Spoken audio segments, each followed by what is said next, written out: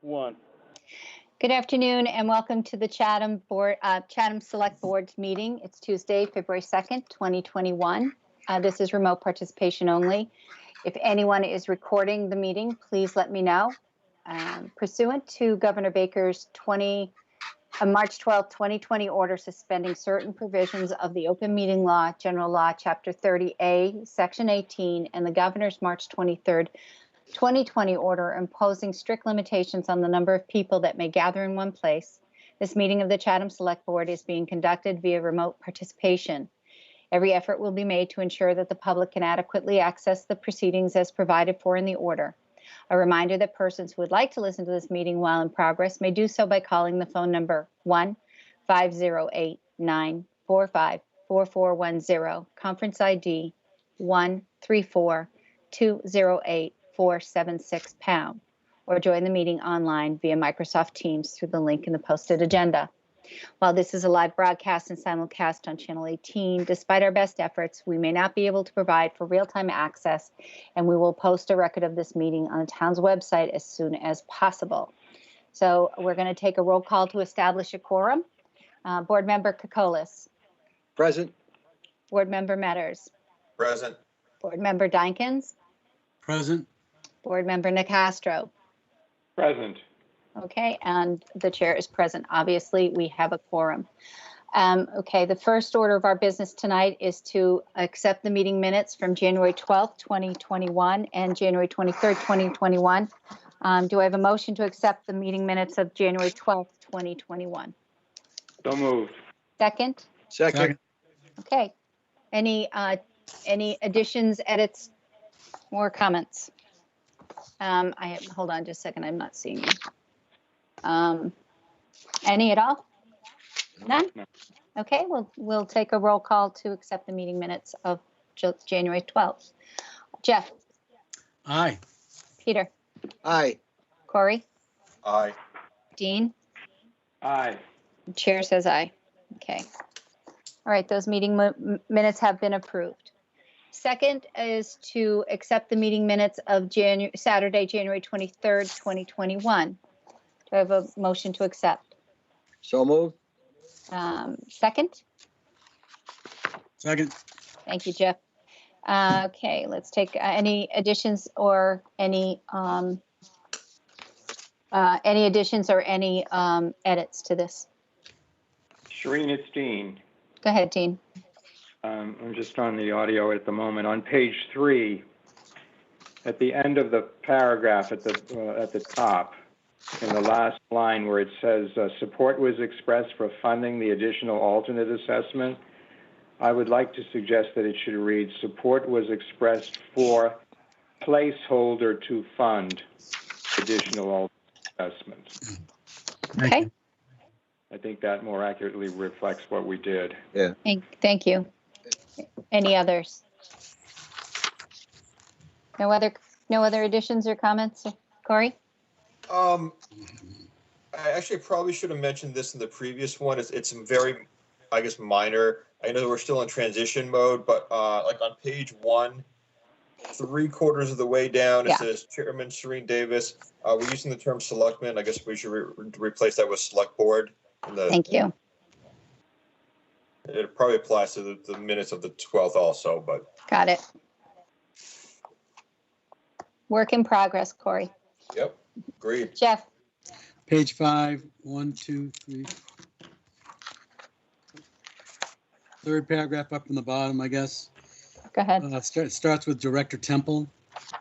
The sentence, he said this purchase has not been recommended for funding. I think there's a "been" or missing. Okay. No biggie. Got it. Any others? Okay, we'll take a vote. Jeff? Aye. Corey? Aye. Peter? Aye. Dean? Aye. Chair says aye. Okay, we have accepted the meeting minutes for January 23rd. Okay, our next agenda item is public announcements and agenda item requests. And I have a couple things that I'd like to mention. that that came across. I just want to note the passing of our longtime Historical Commission member, Bill Manley. Bill was 93, and he faithfully served on the commission for 15 years. According to now Chairman Frank Messina, he said he would be missed for his smile, humor, and insight. He didn't always have a lot to say, but when he spoke up, he always was spot on. It was known that Bill loved serving on the commission and being able to give back to the community. And secondly, note the passing of former Selectman Benjamin K. Goodspeed Sr. Since age 14, Ben has played the trumpet in the Chatham Band, or he did play the trumpet in the Chatham Band. And I always call him Mr. Goodspeed. Mr. Goodspeed was a volunteer member of the Chatham Fire Department and the Rescue Squad. He was very involved, community member, engaged in many organizations, including the Council on the Aging and Conservation Foundation. Just a little anecdote, I guess I read that when he was serving on the Fire Department and Rescue Squad during the Pendleton rescue, he was one of the people that took some of the survivors to be checked out to medically be checked out. Ben spent 12 years on the Chatham Finance Committee, and that was 6 as co-chair. He was elected a part-time Chatham Selectman in 1989 until 1992. And he was known to be a very fair and accessible to the Chatham citizens. So they will both be missed, and we were grateful for both of their service to the town. Okay. Any other select board members have any public agenda or public announcements? Agenda item requests or public announcements, excuse me. None? Jeff, go ahead. Yeah, thanks, Sharina. I just don't want to lose sight of the transfer tax issue. I just want to make sure that we have a bylaw being drafted by our town council. So I'd like to see that on a future agenda item. Okay, great. Is there any others from the board? Seeing none. Any from the staff or remote participants? Please raise your hand, or you can call out your name. I know Selectman Selden has asked to speak. Florence? Yes, thank you, Madam Chair. I happen to be on an email exchange with Pelinda Deegan, who is our housing specialist, and she asked me if I would just make this announcement. The Chatham Emergency Rental Assistance Funds are available for families impacted by COVID. There is still money in the fund, and all you have to do, the funds are being administered by the Housing Assistance Corporation, and all one needs to do is call 508-771-5400 or go online to hack. Thank you. Thank you very much. Thanks. Are there any other public announcements tonight? Okay, I don't see any. All right, thank you, Florence. All right, we're going to move on to a little review of tonight's meeting. We have a couple of different things that are happening tonight. First off, as usual, we'll have a coronavirus update from Dr. Duncanson and our town manager, Jill Goldsmith, as well as President and CEO of Broadreach Healthcare, Bill Bogdanovich. After that, we will accept public comments on our business agenda items, and those are listed as item E in the agenda. It will be on the operating and capital budgets review, our housing initiatives, and committee appointments. Then following that, we have a consent agenda item, and then we'll be conducting a public hearing. It's a public ascertainment hearing on Comcast Cable TV TV renewal license agreement that's expiring July 11th. We will accept public comment at that time on that agenda item. Then we'll go into our business agenda, followed by the town manager's report. And again, we'll accept public comments on our business agenda item, and we will adjourn for the evening. Okay. All right. So that's that. Let's go to coronavirus update, and we'll start with Dr. Duncanson. Good evening, and thank you, Madam Chair. So for tonight's coronavirus update, starting kind of with the big picture, Worldwide, we currently have 103.2 million cases of COVID-19, and we are over 2.2 million deaths on a worldwide basis. In the US, we have over 26.2 million cases. So the US continues to have that roughly 25% of the worldwide caseload. For deaths in the US, we are currently over 442,000. In Massachusetts, we are currently have over 524,000 cases and over 14,500 deaths as well. Closer to home in Barnstable County, as of the update that just came out, we are currently at 8,770 cases, and that is an increase of 31 cases from the previous day. And when I provided similar numbers at the Board of Health meeting last night, the day before that, we were up by 36 cases. So the case count on the Cape has dropped considerably, considering just a couple of weeks ago, we were averaging over 100 cases, new cases a day on the Cape. So that has dropped substantially. And I'm happy to report we've had 2 days in a row now on the Cape where we've had no additional deaths reported. The current death toll for Cape Cod stands at 342. In Chatham specifically, we currently have 215 cases since the pandemic began back last March of 2020, if you will. And if you give me a second, I will share my screen and show you the current monthly.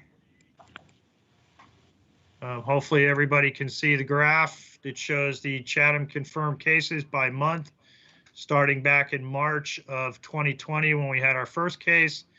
And then on the right-hand side in red, you can see the results for January of 2021.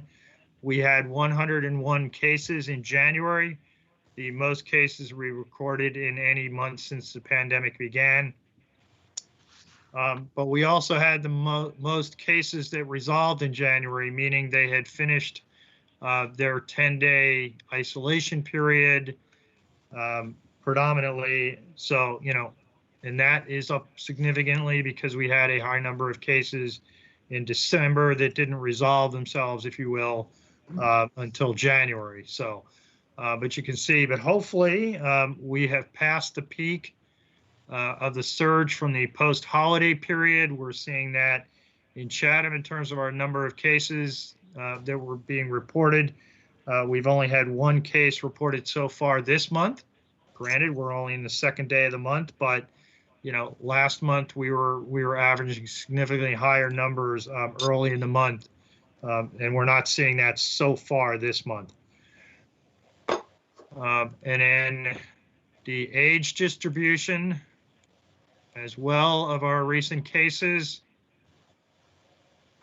This shows the age distribution by 10-year increments. The greatest number of cases obviously is in the 80+ category, but I will tell you that of the cases at the end of January, there was a significant shift in the age demographic to younger people being involved. It appears that we kind of got over, and I'm sure Bill Bogdanovich from Broadreach can speak to this in more detail, but we did have a fair number of cases, roughly 50% of our cases in January were attributable to Liberty Commons. And as I've said before, not because Liberty Commons was doing everything wrong, but really it just highlighted how insidious this virus was, because Liberty Commons has been a standout in managing this virus since the beginning.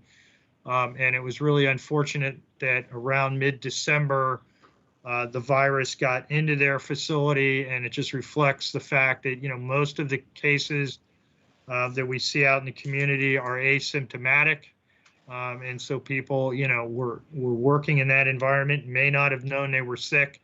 And obviously their population was more susceptible. So we did see a spike in cases in their facility starting around mid-December, but it would appear based on some recent numbers that they have gotten that spike under control, and we're now seeing downward trend in their numbers. So, as a result, in the last week to 10 days, a large majority of the cases that were reported were in younger demographics. And we actually had quite a few in the 20 to 29-year-olds, and also quite a few in younger children in the last week to 10 days.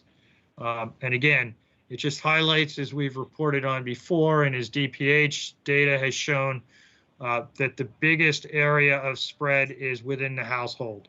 We've had a number of households that started out with one person, and then within several days, we had 2, 3, and up to 4 cases, all within the same household. I just wanted to touch on a couple of other points. In the last week or 10 days, we have had quite a few situations in local businesses. And I just wanted to quickly run through those just for the education of the community. People may be aware of this. They may have stopped by some of these businesses and seen their posted notices. But Monomoy Community Services is going to be closed until next week. They started out with one case involving a student, and subsequently they had a teacher test positive. Del Mar is also closed probably until the 10th of this month. They notified us several days ago they had one positive case. Today they advised that a second individual there had tested positive. So right now they are planning to try to open up again on the 10th. Chatham Village Market had a positive employee earlier. They closed down, conducted a deep cleaning. CBI reported a back office employee who was positive. The Rocking Unicorn Nursery School was closed because of a positive student there as well. VFW advised us that they had a visitor who had tested positive.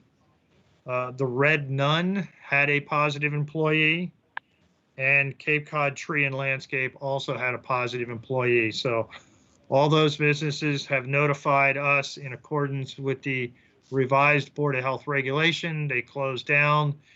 They conducted deep cleaning as necessary, and they also posted public notices as required under the revised Board of Health regulation. And then just a couple of other things I wanted to touch on, primarily with regard to, kind of the vaccine issue, if you will.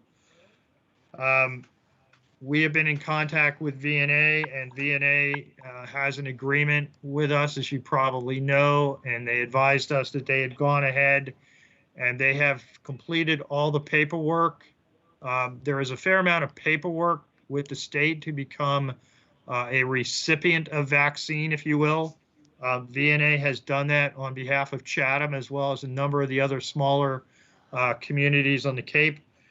So that is all in place if and when there is enough vaccine that we could take advantage of getting in some of it locally. Right now, as we've talked about before, our plan is to do it on a regional basis because there is, frankly, so little vaccine out there available. Right now, the Barnstable County Department of Health and Environment is getting about 960 doses a week to support, larger clinics on the Cape that they've been putting on. A couple of other points I just wanted to bring up. The county has, over the weekend, the county trained an additional 50 volunteers for their helpline. That helpline has received thousands and thousands of calls since it went active. And so to handle the call volume, they have trained an additional 50 people to assist with that.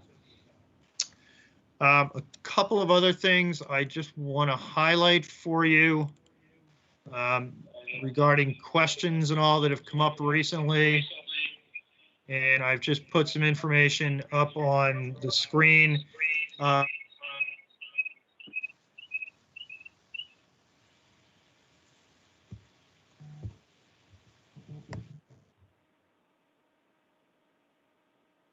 Can everybody mute their audio so Dr. Duncan can speak without any feedback? Thank you. Go ahead, Bob.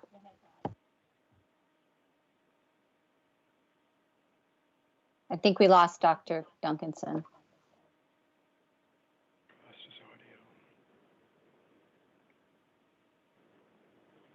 Okay, well, we've lost Dr. Duncanson and his screen is still up, so he's either frozen or I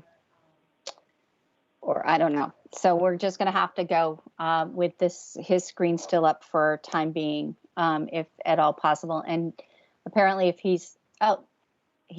maybe he'll come back on. But in the meantime, Jill, do you have an update for us while we wait for Dr. Duncanson to come back? Thank you, Madam Chair. I have nothing further to update the board on. Okay. Dean, do you have a question? Well, I was going to ask Bob this, but maybe Jill can answer it. Just follow up to something Bob brought up on the issue of the VNA, subject to the VNA. Is the suggestion there that at some point we would have a local Chatham clinic, flu clinics, COVID clinics, just as we've had flu clinics in the past, administered by the VNA? Is that the plan there? Madam Chair, I'm not sure that's logistically feasible because of the temperature of the vaccine. So I think that we are trying to work to have at least a sub-regional. Okay. Yeah, but I don't think the town was contemplating on having and holding our own clinic like we do with the flu. And the other question I had, and I don't know if anyone here can answer it, the Johnson & Johnson report came out a week or so ago, and I know the effectiveness level is lower than the others, although it's very effective, I guess, in preventing death and seriousness of the disease, and it requires only one dose. Has there been any conversation in the state, at the state level or in the Cape Cod group regarding the availability of the Johnson & Johnson vaccine? I know that they were planning to seek, maybe they've already filed for emergency approval from the FDA. I just wondered if the Johnson & Johnson vaccine is figured in the discussions in terms of its availability at some point. Dean, it hasn't yet, but again, we'll be getting what the state gets. So if it does start to be factored in, then it will be part of the distribution through the state. But we don't have any information on that right now. There's a different technology to it from what I've been reading. It's not based on the DNA, so it's maybe of some interest to some folks. Thank you. Okay. So we don't have Dr. Duncanson back, unfortunately. So we're going to just move on to have the President and CEO of Broadreach Healthcare, Bill Bogdanovich, has offered to come. I had invited him to come to do an update or a little bit of a overview of some of the work that they've been doing over at Liberty Commons. So welcome very much. Bill, go ahead. Thank you. And let me begin by extending that thanks, Madam Chair, for not just the invitation, but for the collaboration that we've had with the town at so many levels since this started back in March of last year. Members of the Select Board, just for your awareness, and if you already know, I apologize, but we've been part of weekly department and staff meetings that have been dedicated to the town's response to the pandemic, and it's enabled us to not end up an isolated element of the community, but to have an idea of what was going on. It helped us communicate with staff where there were challenges outside of the workplace, and I hope it helped facilitate an awareness of the things that it took to get to the point that we are today. So timing is everything in life, they say, and it probably would have been great to have come just a couple of months ago when I could have been telling you about the 5 cases we had in 9 months instead of the outbreak that we've been battling since mid-December. But nonetheless, that's been part of what we've come to need to do, and I think we've done it better for that collaboration with the town. I believe in your packets there is a document which the first two inside pages of which are the report we've made to the Emergency Operations Center each Friday. And it's changed a little bit over time, but what it's come to present is a snapshot or a summary of kind of what's gone on in that particular week. So this is the one we had at the end of last week, where we were reporting on 27 newly recovered COVID residents at Liberty Commons, bringing our total at that point to 61 who had recovered after being diagnosed with COVID in the days since then. That number has actually grown to 75. Testing was an early challenge, as I'm sure you are aware. So we've consistently reported on the testing programs that we've implemented. In the very early days, it was a matter of scarcity of resources and access that has largely been replaced. So we're testing staff, contractors, and patients and residents very, very frequently. So in this particular period of last week, we had performed 406 tests, and that was a mix of antigen or point of care tests that give us a result in 15 minutes, and the PCR or lab test that is considered more the gold standard, although that antigen testing reliability has increased quite a bit. That volume of testing, particularly of staff, is far greater in the nursing home and assisted living environments than anywhere else in healthcare. And it was determined that that would really be a strong defense against the asymptomatic positive cases, which were so challenging in some of the outbreaks that happened back in the spring. As you know, we were fortunately spared that, and it is as we were able to test more and more frequently that we're now testing all of our staff a couple of times a week and testing residents before they're symptomatic. And it really just enables us to identify the positive individual and isolate them much more quickly than was ever the case before. So as you look a little bit further down the page, as of the end of last week, there were a total of 17 COVID positive residents at Liberty Commons. That's down from a high a few weeks earlier that had just gone a little bit over 40. And so in essence, we stopped admitting as part of an effort to prevent transmission from new admissions coming in from the hospital voluntarily. It seemed like a good move back in December. And what that had the effect of doing was, as those rehab patients that were there went home, the entire rehab unit, which for those of you who are familiar with the facility is the Pleasant Bay unit, eventually converted to be our COVID dedicated care space. And so we had all of those beds empty to make that possible, so that as long-term care residents became positive, we had the ability to move them into rooms without having to get into some of the crisis levels of intervention that have sometimes been the case in other places where people were, bumped up in common spaces and other things like that.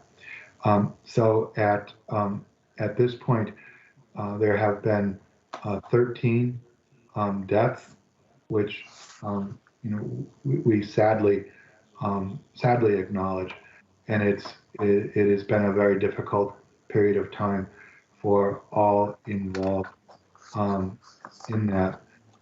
As Dr. Bob indicated, those numbers are improving substantially right now. So we today have far fewer even than we did on Friday who are positive, and as the recovering continue to move back to their long-term care rooms, by the end of the week, we'll have fewer than 6, and would anticipate those 6 going through the number of days that are required to recover, which typically runs at least 10 days, but we're tending to go a little bit longer, and will be without any next week. The county statistics on positivity are something we have to monitor, and it also is a trigger for how frequently we are testing.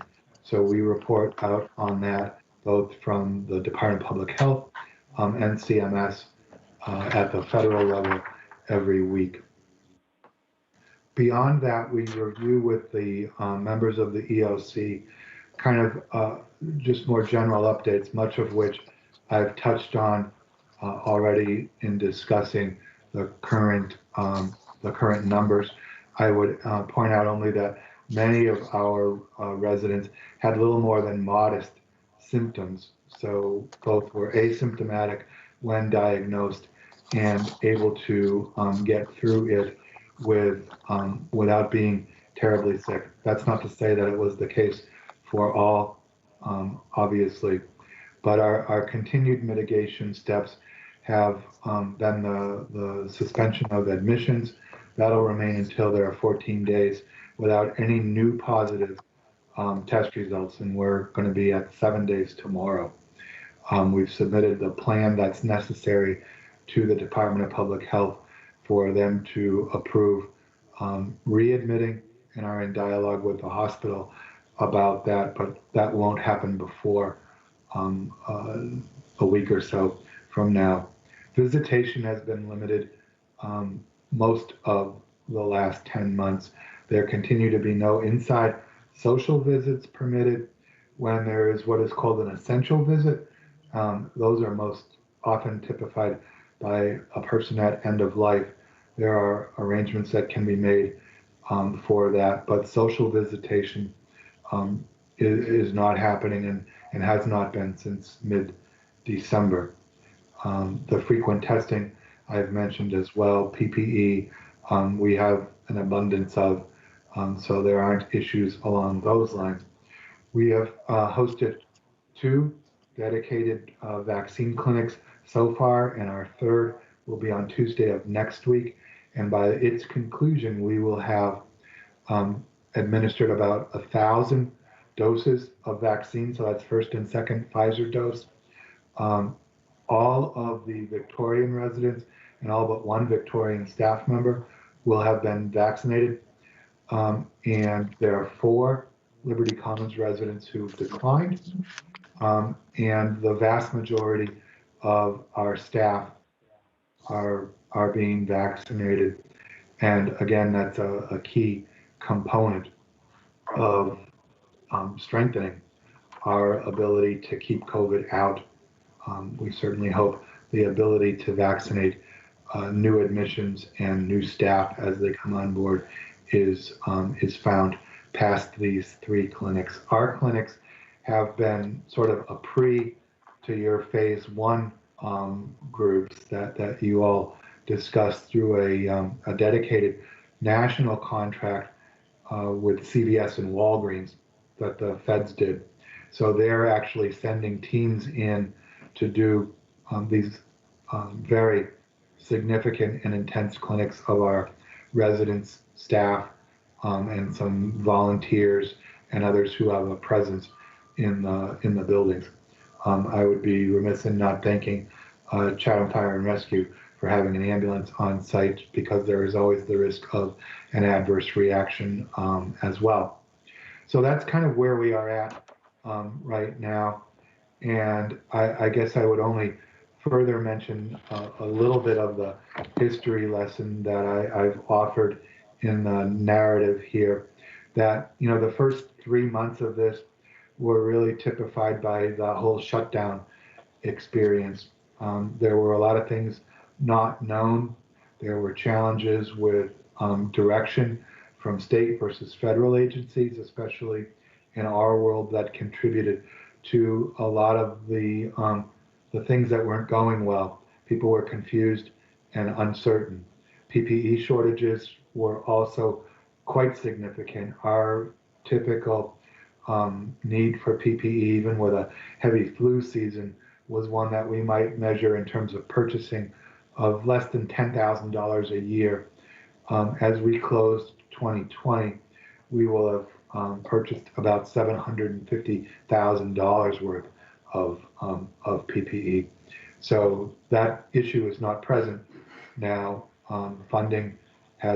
Supplemental funding has been made available in some cases, and prices have become better than they were at its worst. But we are still kind of out there, every man for himself, if you will. Testing was also an early challenge. Turnaround time for results were taking sometimes over a week. Access was a challenge. We did not rush into testing when results were going to be so late that we didn't think we could do anything meaningful with them. So we got into surveillance testing once we were able to enter an agreement that really began with Cape Cod Healthcare and Hyannis and Chatham Fire.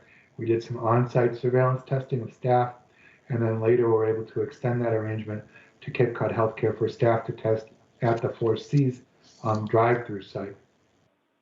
Now we're working directly with a lab in Texas that's providing pretty much a 48-hour turnaround of specimens, and it's a saliva-based as opposed to the deep nasopharyngeal swabs, which people struggled with a little bit because that was not always the most comfortable thing. So the testing capacity is there. We do also have a relatively abundant ability to test on demand. So as visitation comes back, we would anticipate testing visitors even before they come in, because we do have a result in 15 minutes. Beyond that, as spring went into summer, the programs strengthened a bit. Regulatory focus was on what it would take to try and strengthen areas of weakness. We had a lot of regulatory presence for inspection and survey, and were able to come through all of those without any deficient practices identified by the DPH teams that were involved in that. As fall came into winter, though, the spike that Dr. Bob referenced that came in December was far greater in magnitude than we'd even seen in the spring. And so our own case counts went, 5 from March to November, there to 23 in December by itself, and then there were 41 last month. And so as that shifted, our outbreak protocols, which we reviewed and initially drafted back in the spring and reviewed with key members of the town's team, even were tested. And, as Dr. Duncanson said, there are not any single actions that you can point to say this is why things were good, nor can you say there is an identifiable failure that causes an outbreak. And so your best hope is that your protocols are strong enough to minimize the impact. So that's what's brought us to our current state. It is very reassuring to me to have even been able to spend some time this morning talking to some of our recovered residents and hear them speak of an experience that, while scary, created an instant degree of amazing information and understanding to them of what it was about, and of gratitude to the community for the continued support of our work. So I again thank you for your staff's ability to have us be part of a very solid effort from the town. And we do look forward to returning to being able to serve additional members of the community pretty soon. Bill, thank you very much. Thank you very much. I just think it's really fitting right now that we say thank you to you as well for the partnership and, you know, connection, the assistance you did to the town in helping with testing of our first responders, the fire department, and to be availing yourself on the calls with the Emergency Operations Center people and giving those updates. It was helpful. I'd have to say that I'm really appreciative of how challenging things have been for you in the last couple of months, but it shouldn't at all diminish all the good work that you did leading up to these last couple of months. You certainly you were recognized in the national media for the good work that you were doing, and I just want to say from the town, we thank you very much for your efforts. We really appreciated everything that you've been able to do for the town and for the residents and the community. I have a couple questions here from the board. First, Dean, and then Jeff. Thank you, Madam Chair. Thank you, Bill, very much for that thorough report and your written presentation. And I would add my thanks to Shireen's and commendation for the efforts that your facilities have made in trying to control this virus and its spread, and for the care you've provided to the various patients, and for your collaboration with the town and providing the community with the input from in real time from a healthcare facility. I had one question regarding the number of deaths, which are obviously very unfortunate. I assume obviously that the death reports are made in accordance with CDC and other applicable guidelines.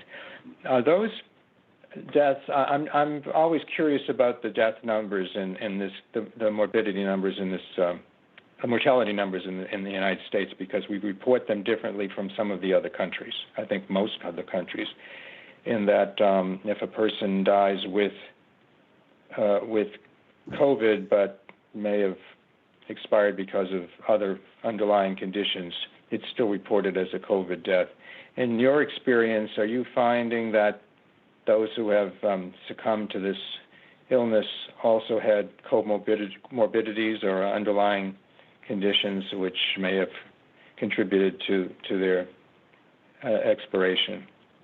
Very, very often that's the case. And we're told that some facilities that did not have outbreaks earlier that have had them more recently are actually experiencing more deaths, because in the earlier outbreaks, the people that died were the most vulnerable then. In essence, our most vulnerable were still with us in December and January. So that was a factor when you start to look at numbers like that. The reporting is different depending on to whom you're reporting, which is always challenging to try to make sure you get it right. There are some reports to the state that attribute a death to COVID only if the person has not yet recovered. So whether they're symptomatic or not, if they're within that 10 to 14 days or longer if they're symptomatic. But there are other reports to actually other parts of the state bureaucracy that direct us to include the death of anyone, even if they are recovered COVID. So if they had COVID, they still want to be included in that number. So there is definitely that variation. Thank you very much. That's it.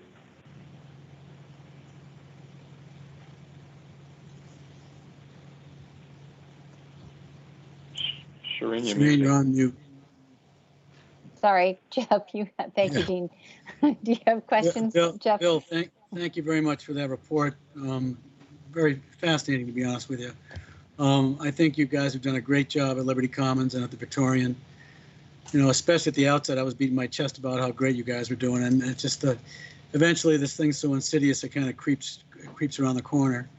But I don't want to, and I don't want to put the double whammy on it. But did I understand it correctly that you've had 7 days under your belt now with no new cases, and then you're looking for 14? Is that correct? Yeah, it'll be 7 tomorrow, so I shouldn't Yeah. count my chickens, but yes. Yeah, no, and I don't either, but I just think that's remarkable, to be honest, in and of itself. And I also think you've done a great job with the testing. It was really slow out of the gate for everybody, and it was confusing and challenging. So did a nice job with the testing. I think you're probably more successful kind of holding off and seeing what was most efficacious, if you will, versus jumping into it. Then with the vaccines as well, and getting that many of your staff and everybody vaccinated. So, you know, people don't understand what a great asset we have in town with Liberty Commons and Broadreach. So I thank you for staying the course and being such a great leader over there. Thank you. Thank you, Jeff. Great. Yep. Thanks, Jeff. I see Chief DePasquale has a comment or a question. I'm sure it's going to be a comment. Chief Dave? Yeah. Hi. I just want to thank Bill too. You know, we've had a great collaboration for a long time. Our people are in his building every single day, but when this first started and there was no PPE available, Bill really bailed us out. He called us and asked us what we needed. You know, he was short on stuff, but he was able to get it before we were able to get it, and he really helped us out a lot. And then as far as the testing goes, you know, Cape Cod was a testing desert, and Bill was able to find this testing company in Texas, and he tested our entire staff twice. And he tested our community center folks and our DPW folks, and all we had to do was ask, and he had the test kits available and ready for us to grab when we needed them. And he still offers that to this day. So I can't thank him enough. Thanks, Chief. Any other questions for Bill? Bill, thank you very much for your time this evening. We Thank you appreciate again, it. Jeff. Before we conclude the the COVID update, there was one thing that Dr. Duncanson was alluding to as he got frozen out. I just wanted to read it off so people had knew what's going on. The Cape Cod COVID-19 Task Force is hosting tomorrow a telephone listening session for residents to hear to get updates on the availability of vaccines and appointments for residents in Phase 1 and Phase 2. All members of the public are welcome to dial in and can join by calling 833-491-0326 on Wednesday, February 3rd at 5:30 p.m. Senator Sears and the task force will be joined by County and Cape Cod Healthcare. The team is, the task force is doing everything they can to disseminate the answers to that we have and reach people where they are, whether they're comfortable using the, for people that are comfortable to using the phone and might not be comfortable with websites and whatnot. The goal is to reach as many of our more frailest and oldest isolated residents. So please spread the word. The number is here. You can see it. Shauna's put it up. It's also is on our website and on barnstablecounty.org's website as well. So it should give a good breadth of information for everybody tomorrow. That's Wednesday, February 3rd at 5:30. And the number is right there in front of you. Okay. All right. Thank you, everyone. Okay. So our next is our next order of business is public comments on business agenda items.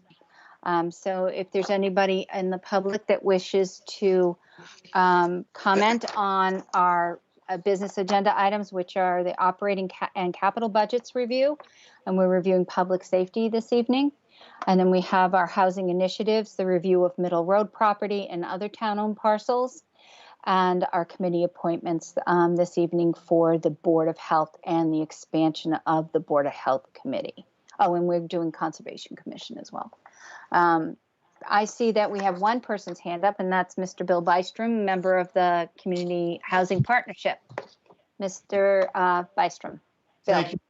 Thank you, Shireen.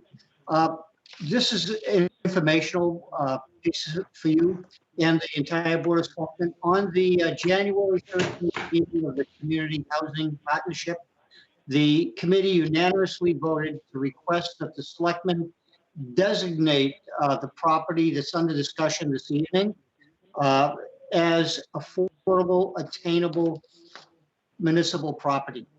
That would be, depending on which handout you're looking at, either parcels J and C as presented by the community development this evening, or it would also be parcels 3, 4, and 5 as shown in the warrant article 22 of the town meeting of 1960. We really feel that it's important for affordable, attainable housing to have a home, a place to be. Obviously, it would not involve using the entire acreage, but it would be involved, that acreage would be a placement for affordable, attainable housing. Do you have any question on that? You're doing public comment. Nope, we don't have any question. All right, one other quick thing. On the Old Harbor Road, number 187, which is the old water department building, we saw under the lawyers, the town of Chatham lawyer letter, that it could be used as affordable housing today. One thought might be that you might want to put that into the MCI program, where it would be rent to buy later on. And that would be great. Thank you very much. Thank you, Bill. Okay, next up is Rick Levitt. Rick? Thank you, Shireen. You're welcome. Am I on? You are. Yes, thank you. I just wanted to review the agenda item, the town-owned properties for affordable housing. I'll be brief. Choosing a site for affordable, attainable housing development is not a one-and-done exercise. Over the coming generation, a number of sites will need to be developed as the town works to overcome the current shortage and provide a variety of housing choices for all its citizens. I encourage you here tonight to establish criteria, standards for guiding site selection. Availability of town-owned land is one criteria, but not the only one.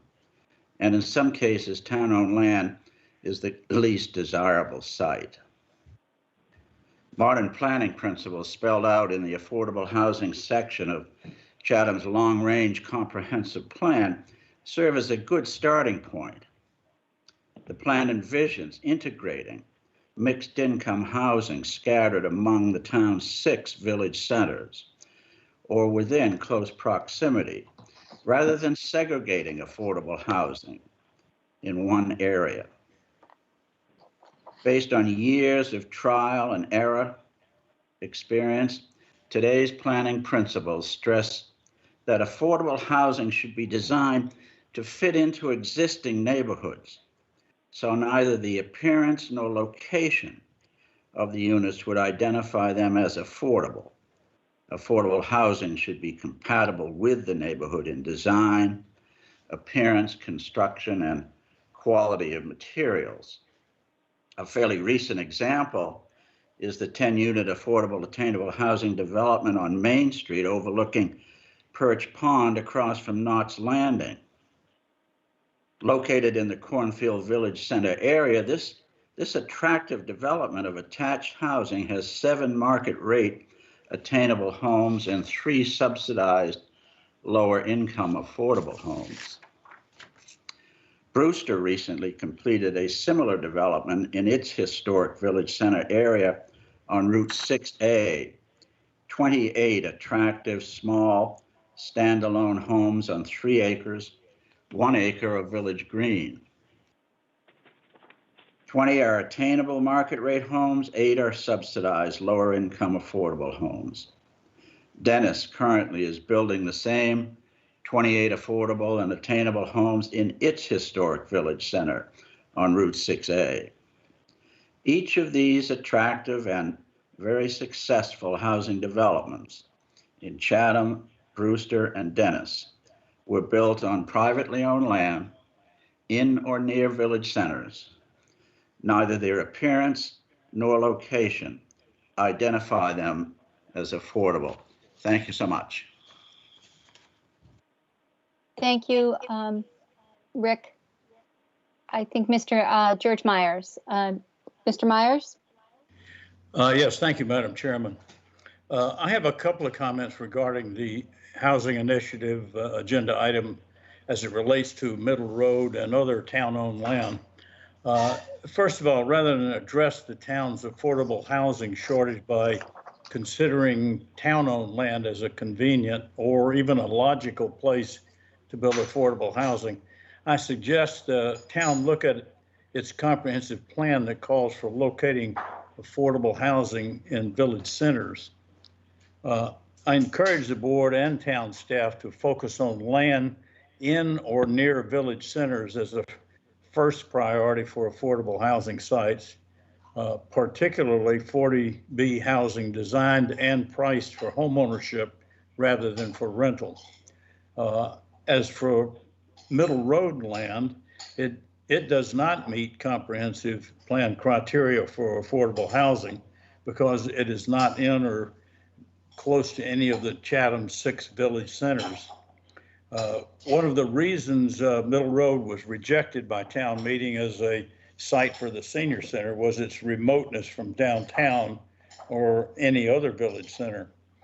The same would be true for affordable housing there. However, if the board and the town staff are intent on building affordable housing at Middle Road, I suggest that only 40B affordable rental housing similar to Lake Street and Anchorage be built there, especially for younger and more mobile residents and families. Another possibility for Middle Road and other outlying town-owned land is to consider swapping that land for other town or privately owned land located in or near a village center, perhaps even some restricted town land. I don't know if such swapping is feasible or even legally possible, but if it's never been done before, I hope you will at least consider it. Thank you. Thank you, Mr. Myers. Are there any other remote participants? Carolyn. Carolyn McClellan, who is chair of the Community Housing Partnership. Carolyn. Yes, hello. I just wanted to comment that I know the comprehensive plan does mention that we should focus on being in the centers of town, but I think it's really unrealistic when you think of the numbers of housing that we really need to add to the stock in Chatham to think that we're going to be able to buy privately owned land, enough privately owned land in the town centers to achieve the goals of housing goals that we need to do.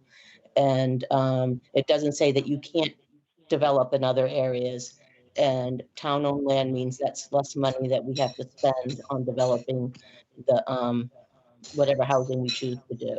So I just like to keep that in mind. It's not, nobody said that we can't develop it in neighborhoods, and I think we really need to look at how are we going to achieve these housing numbers? How are we going to reach our goals for housing, not just capital A, but attainable A, and we need to look where the volume is. Okay, thank you. Thank you, Carolyn. Any other remote participants wish to speak on any of our business agenda items? Okay, all right, hearing none, we're going to move on to our next item C, which is a consent agenda item, and that is a waiver of the 2021 mooring renewal late fees. And we are looking at we're looking at this as a consent item, so we can, Dean, go ahead. Madam Chair, I move that we approve the consent agenda. I make that motion with a commendation to the harbor master for the new mooring permitting system, which apparently is showing considerable success. Do we have a second? Yeah, I'll second that. Having Okay. used the system with success. Good job, Great. guys. Okay, good. All right, so we'll take a vote on that. Dean, Aye. Corey, Aye. Peter, Aye. Jeff, Aye. and the chair says aye. Okay, we are waiving the 2020 mooring renewal late fees. Thank you. Thank you. Okay. you. Thanks. Okay, so we're going to move on to our next item, which is a public hearing. And while we are getting set up here, or while I'm getting set up, I'm going to ask the clerk, our clerk, I shouldn't say that, Corey, to read the hearing notification, and then we'll start the hearing. All right, thank you, Madam Corey? Chair. Sure. Notice of public hearing. The Town of Chatham Board of Selectmen, now the Select Board, as cable television issuing authority under Mass General Law 166A, Section 1, will hold an online virtual public ascertainment hearing on Tuesday, February 2nd, 2021 at 5 p.m. as part of the town's Comcast cable television license renewal process. The purpose of this hearing will be to review the performance of the cable television operator in Chatham, Comcast, during its current license term, to hear testimony on future cable-related needs in interest of the Chatham community. Thank you, Corey. Okay, so we're going to start the public hearing, and I just want to say that my name is Shireen Davison. I am the chair of the Select Board, and I will be chairing this this public ascertainment hearing on behalf of the Select Board, which is the statutory issuing authority for the town of Chatham. And with me today are the following town representatives, aside from the board. And this is Huntley Harrison, who is the chair of the Cable Advisory Committee, Bill Cook, the Cable Advisory Committee, Ryan Darman, who is the Town of Chatham IT Manager, and Mark Van Bork, who is the Town of Chatham Media Coordinator. So notice of this afternoon's hearing was published in the Cape Cod Times on January 7th, 2021, and on January 14th, 2021. And I will provide a copy of these notices for the public record. This afternoon's public hearing is mandated by the renewal provisions of the Federal Cable Act and applicable Massachusetts laws and regulations. The town's cable television provider is Comcast of Massachusetts, Inc. The current cable license held by Comcast will expire July 11th, 2021. The town is currently involved in the federally required ascertainment process. The process of this afternoon's hearing is to, 1, identify Chatham's future cable-related community needs and interests, and 2, review the performance of Comcast under its current cable television license. Once the town has gathered the community input, it will inform Comcast of the kinds of services and facilities that the town expects will be provided during any possible renewal term. Thus, the testimony that you will give this afternoon is very important, and I encourage you all to speak candidly and specifically about any cable-related matters. Because this is a Microsoft Teams hearing, please indicate that you wish to provide testimony in order for your views to be counted and be part of the official record. For those who are participating online via the Microsoft Teams, please raise your hand function to be recognized. That should be on the bar, and you'll just see a hand. If you're participating by phone, please speak your name when prompted to be recognized. Please limit your comments to 5 minutes. When you do testify, please give your name and address, because this is an ascertainment hearing for the town. I ask that you not pose direct questions for Comcast to answer. All testimony and or inquiries should be directed through me. Finally, I'd like to clarify that while this is an ascertainment hearing on cable television matters, there are 2 related subjects over which the Board of Selectmen, as issuing authority, has no authority to regulate. The first is the rates that the cable operators charge for the services, And the second is the commercial programming that the cable operators choose to show on their cable systems. I realize that these are two important issues for cable subscribers. While people are certainly free to comment on these matters this evening, it is nonetheless important for everyone to realize that the issuing authority cannot mandate the specific rates that Comcast can charge, nor can the issuing authority, which is the town, mandate the specific commercial programming that Comcast carries on its Chatham cable system. With these introductory comments, I will call on members of the public to testify. After that, I will call on the Cable Advisory Committee and any other town officials and department heads to provide testimony. And after that, I will call on Cape Media or a non-profit group that produces local media access program to provide testimony. So first off is the members of the public to testify. So if you'd like to raise your hand using the remote app, you can do so. If you don't have that, please call out your name and I'll make a list. Any comments this evening? Okay.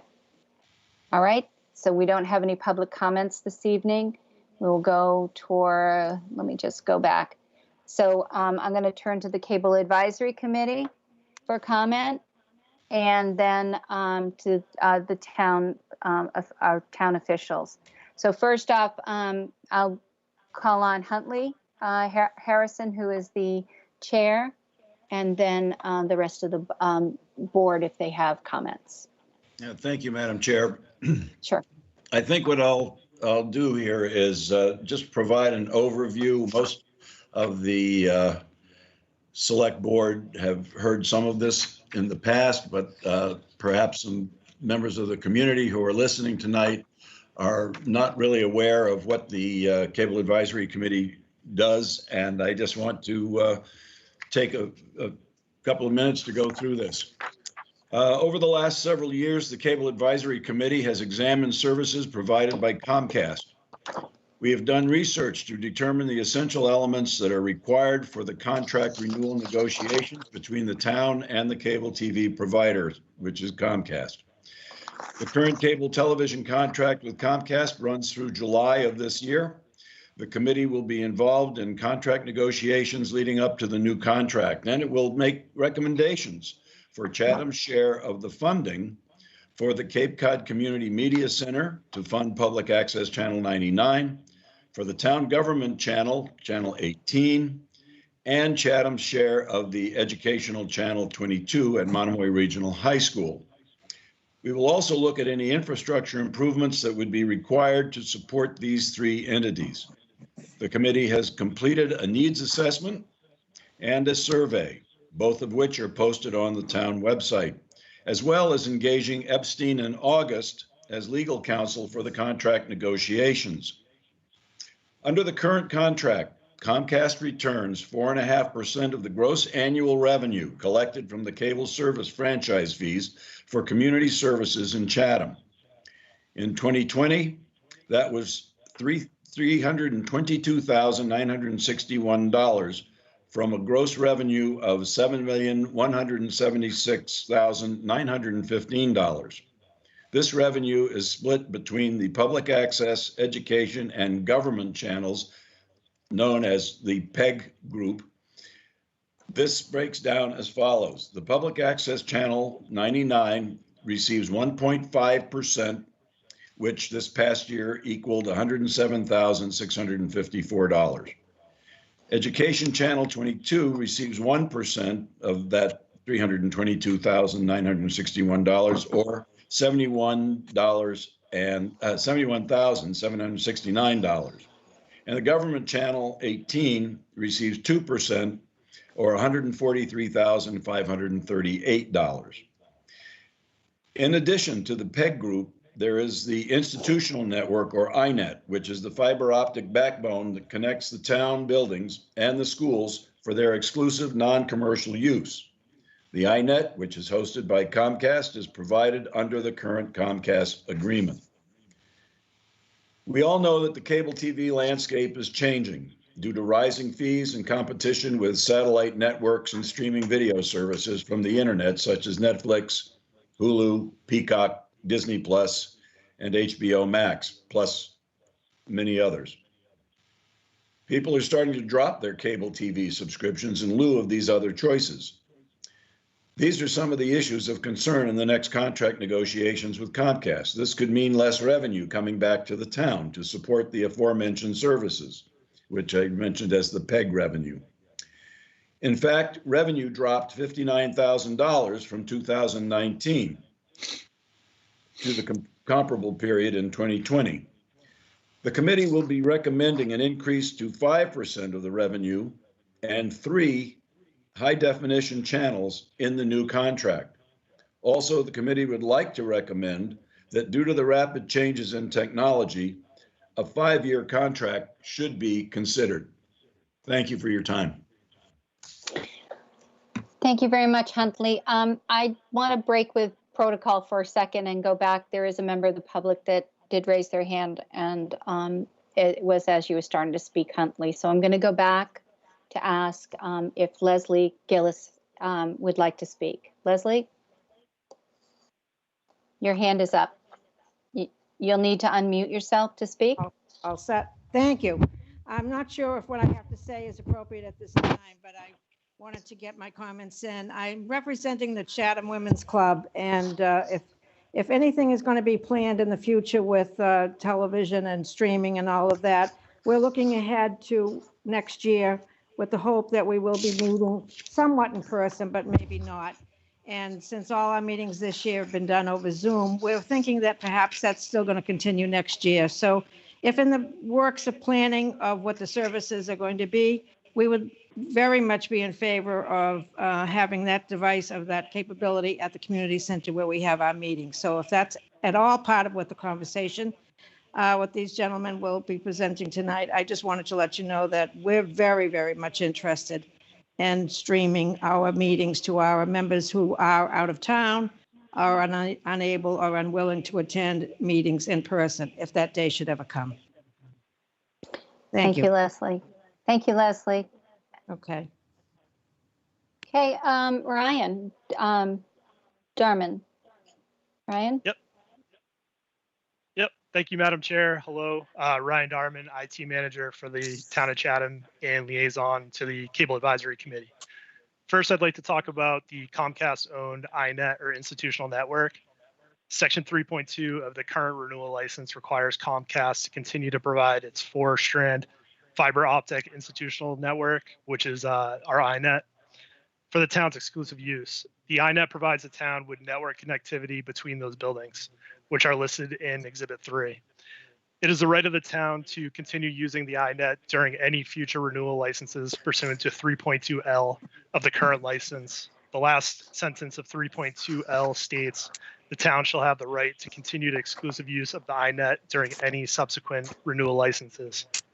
It is also recommended that during the renewal license, Comcast moves the iNet hub from the elementary school to the fire station. This is mainly due to accessibility and public safety at our schools.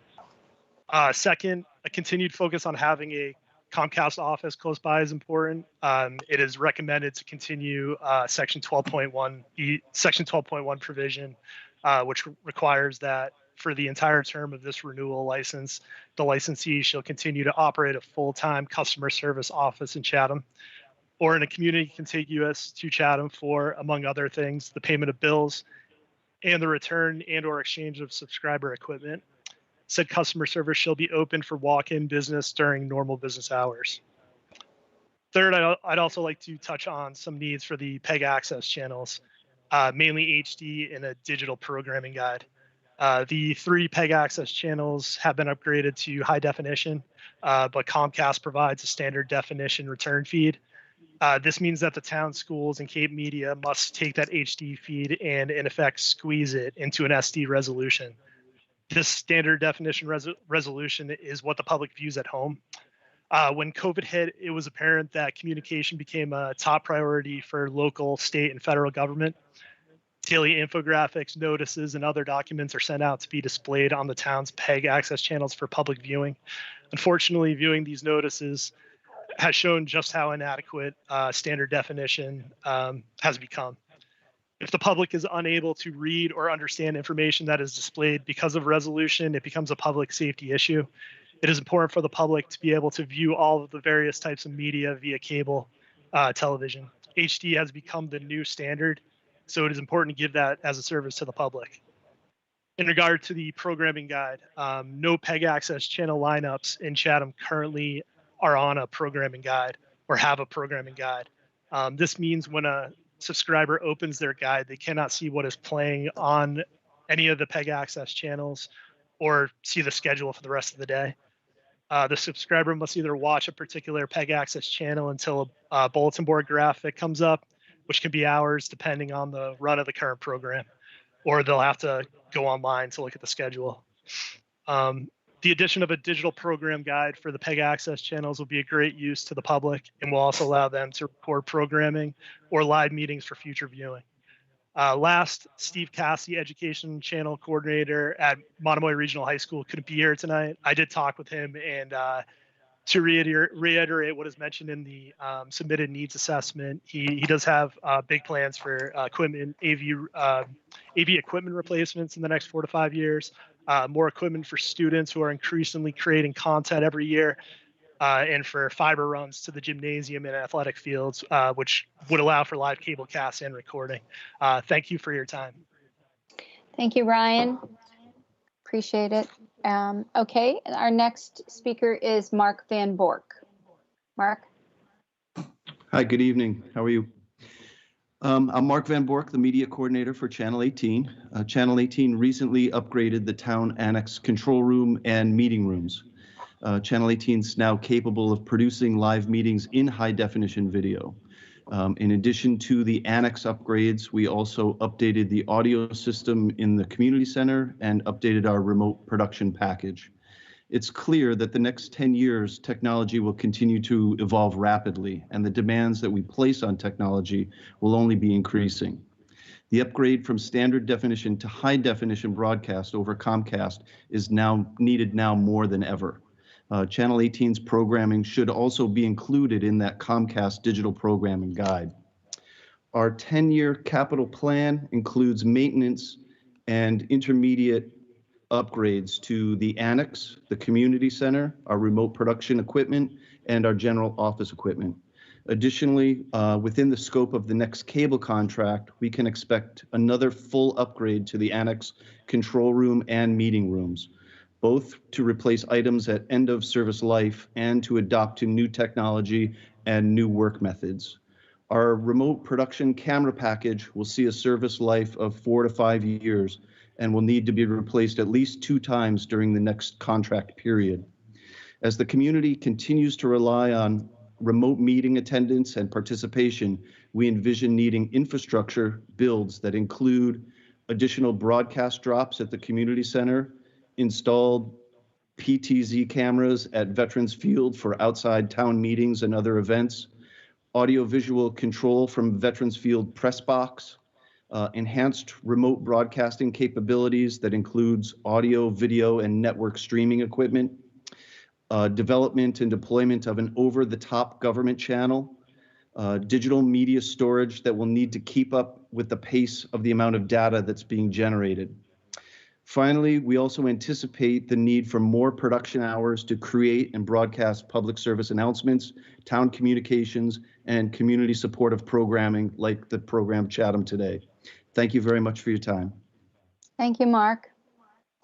Okay, that's it for the advisory committee. So I'm going to turn to the Board of Selectmen. Do any of the board have questions? Or Dean, Peter, and Jeff? Thank you, Madam Chair. First, I would note that my understanding is that at the conclusion of this hearing, Madam Chair, you're going to invite the public to submit additional comments for a period of time. With that in mind, I know we had I saw an email thread this afternoon of someone who had missed the survey. I would suggest that they could take the survey instrument, fill it out, and submit that as comments if they choose to. I had a couple of questions which may not be answerable this evening, but my understanding is that it's the select board that awards this contract. Is that our decision, or is that the decision of the town manager or some other body in town? I'm assuming it's the select board. It is. Okay. And Huntley, in his presentation, has indicated he was recommending a 5-year contract as opposed to 10 years, and I certainly would find that more agreeable to the town, considering the dynamic nature of this whole business. And I guess I have a legal question. Is the town legally obligated to issue this license? I mean, this is the only applicant, I would assume. We don't have any other organization or business that's seeking a license. Obviously, if we did not issue the license, there'd be no cable and internet service in town. I understand that, but I'm curious as to whether under the statute and regulations that we are legally obligated to issue the license. Perhaps we could get an answer to that at some point. Before we vote on this. My other two comments relate to the issue of competition. I don't know if it's relevant to this hearing, and if I'm out of line, you can tell me, Madam Chair, but I would like to see the town on a regional basis with other towns on the Cape explore the possibility of establishing a fiber optic network that could provide some alternative options for members of the public for cable, internet, and phone service. And I would certainly encourage the contract negotiations with this particular applicant to consider, and I know you can't dictate their offerings, but I think the public would benefit if there were a wider array of reasonably priced a la carte offerings, not just in terms of channels, but in terms of the services. And by that I mean phone, internet, and television. As Huntley suggested, with the arrival of and the proliferation of streaming services, television, as it has been known, is becoming somewhat irrelevant. And what really is important for the public is to have a good internet service, because you really need that, at least at the present time, in order to be able to access television programming through these streaming services. So I certainly feel it would benefit the public to have those issues explored. Those are my comments. Thank you, Madam Chair. Thank you, Jean. Peter, you were next. Yeah, thank you, Madam Chair. I'm going to follow Dean with some of the same comments, a little bit different maybe. First of all, when the discussion about high definition and SD is ancient. It's unsupportable, and obviously we have to move towards that. And I would also say that the way the future it moves, 5 years is a not only a product but a technology change, and it has been over the last I don't know how many number of years. So I feel that a 5-year contract is probably the better way to go when it has to do with something like that, if it's possible. The audio I think has improved considerably, and I think that was at one time it was very difficult to hear what was going on in a number of our smaller rooms, and I think we should continue to improve that. The idea of competition. We are basically, or Comcast, like a number of rural areas, where it's a monopoly. The idea of we're not alone. I mean, a number of places, even in larger cities, have a problem. And I think the cost of how we proceed in the future has to be not changed, but it has to be looked at similar to what Dean mentioned. I was very familiar with Fios even before we came here. Fios from Verizon is a fiber optic network. it could provide an option. But from my understanding, dealing with the number of those people, it's just not commercially feasible, at least now, to have it on the Cape because of how much it would cost to put it in. There are competitions with satellite, but that gives us the problem with internet. I would reinforce the fact that the backbone of the system is a very good, strong internet system. Open Cape is here. Somehow Open Cape over the next year, we haven't been able to connect the last mile as they refer to it. Now, whether or not that's possible, I don't know, but that is an option that I think should be explored. So given that, if you look at Comcast's efforts and service and so forth, they've done a reasonably good job. But as we know, every year the prices go up, and I would mention this. The competition is good, and a number of those streaming systems or streaming sites are now on Comcast. Some are free, and some you have to pay for. So this negotiation is going to be interesting, and I think looking at bundles that people might be able to do may be worthwhile. I imagine that's going to be a discussion that's going to revolve around cost and the cost of doing it. Thank you, Madam Chair. Thank you. Jeff, next. Yeah, thanks, Shireen. Much of what I was going to say has been said. I think 10 years is way too long a contract in this day and age, given the alacrity with which technology changes. So I think 5 years, Huntley and the Cable Advisory Committee is the way to go. HD is the way to go. I'm not so sure how many levers we pull here. I don't. Do we really have any viable alternative to Comcast, or is this kind of a David and Goliath kind of deal here? So I don't really know how much leverage we have. I would put on the table every single thing that Ryan and Mark just mentioned. That was an exhaustive list of needs for the town, the schools, etc. So I would certainly take their input very seriously, because I thought they really have done their homework, and they did a good presentation, a complete presentation. I read a lot of the comments in the package. People are frustrated with Comcast, too expensive, not enough opportunities, too many opportunities. I mean, there was a whole host of complaints.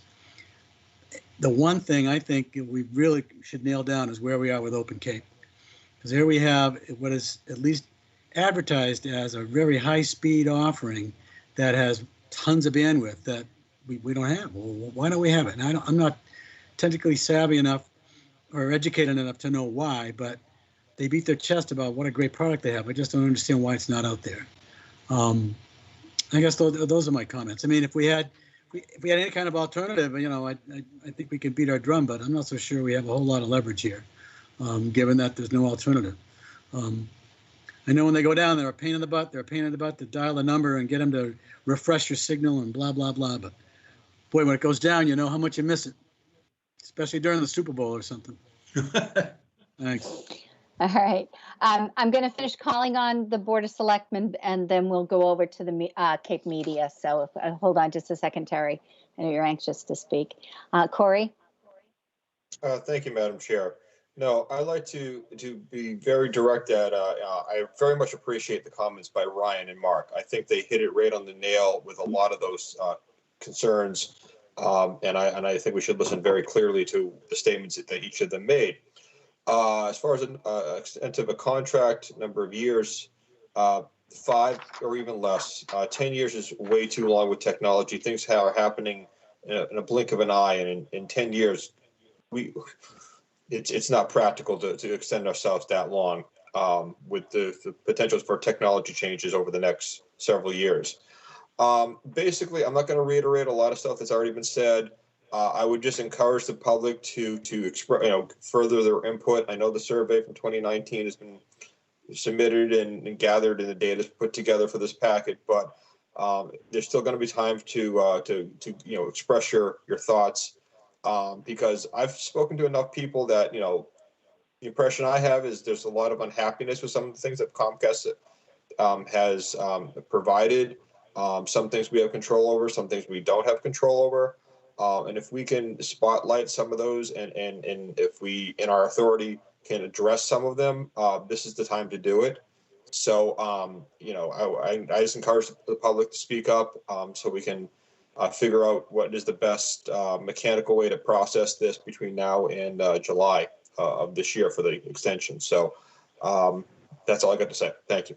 Thank you. I agree. The 5-year contract seems to be a better option.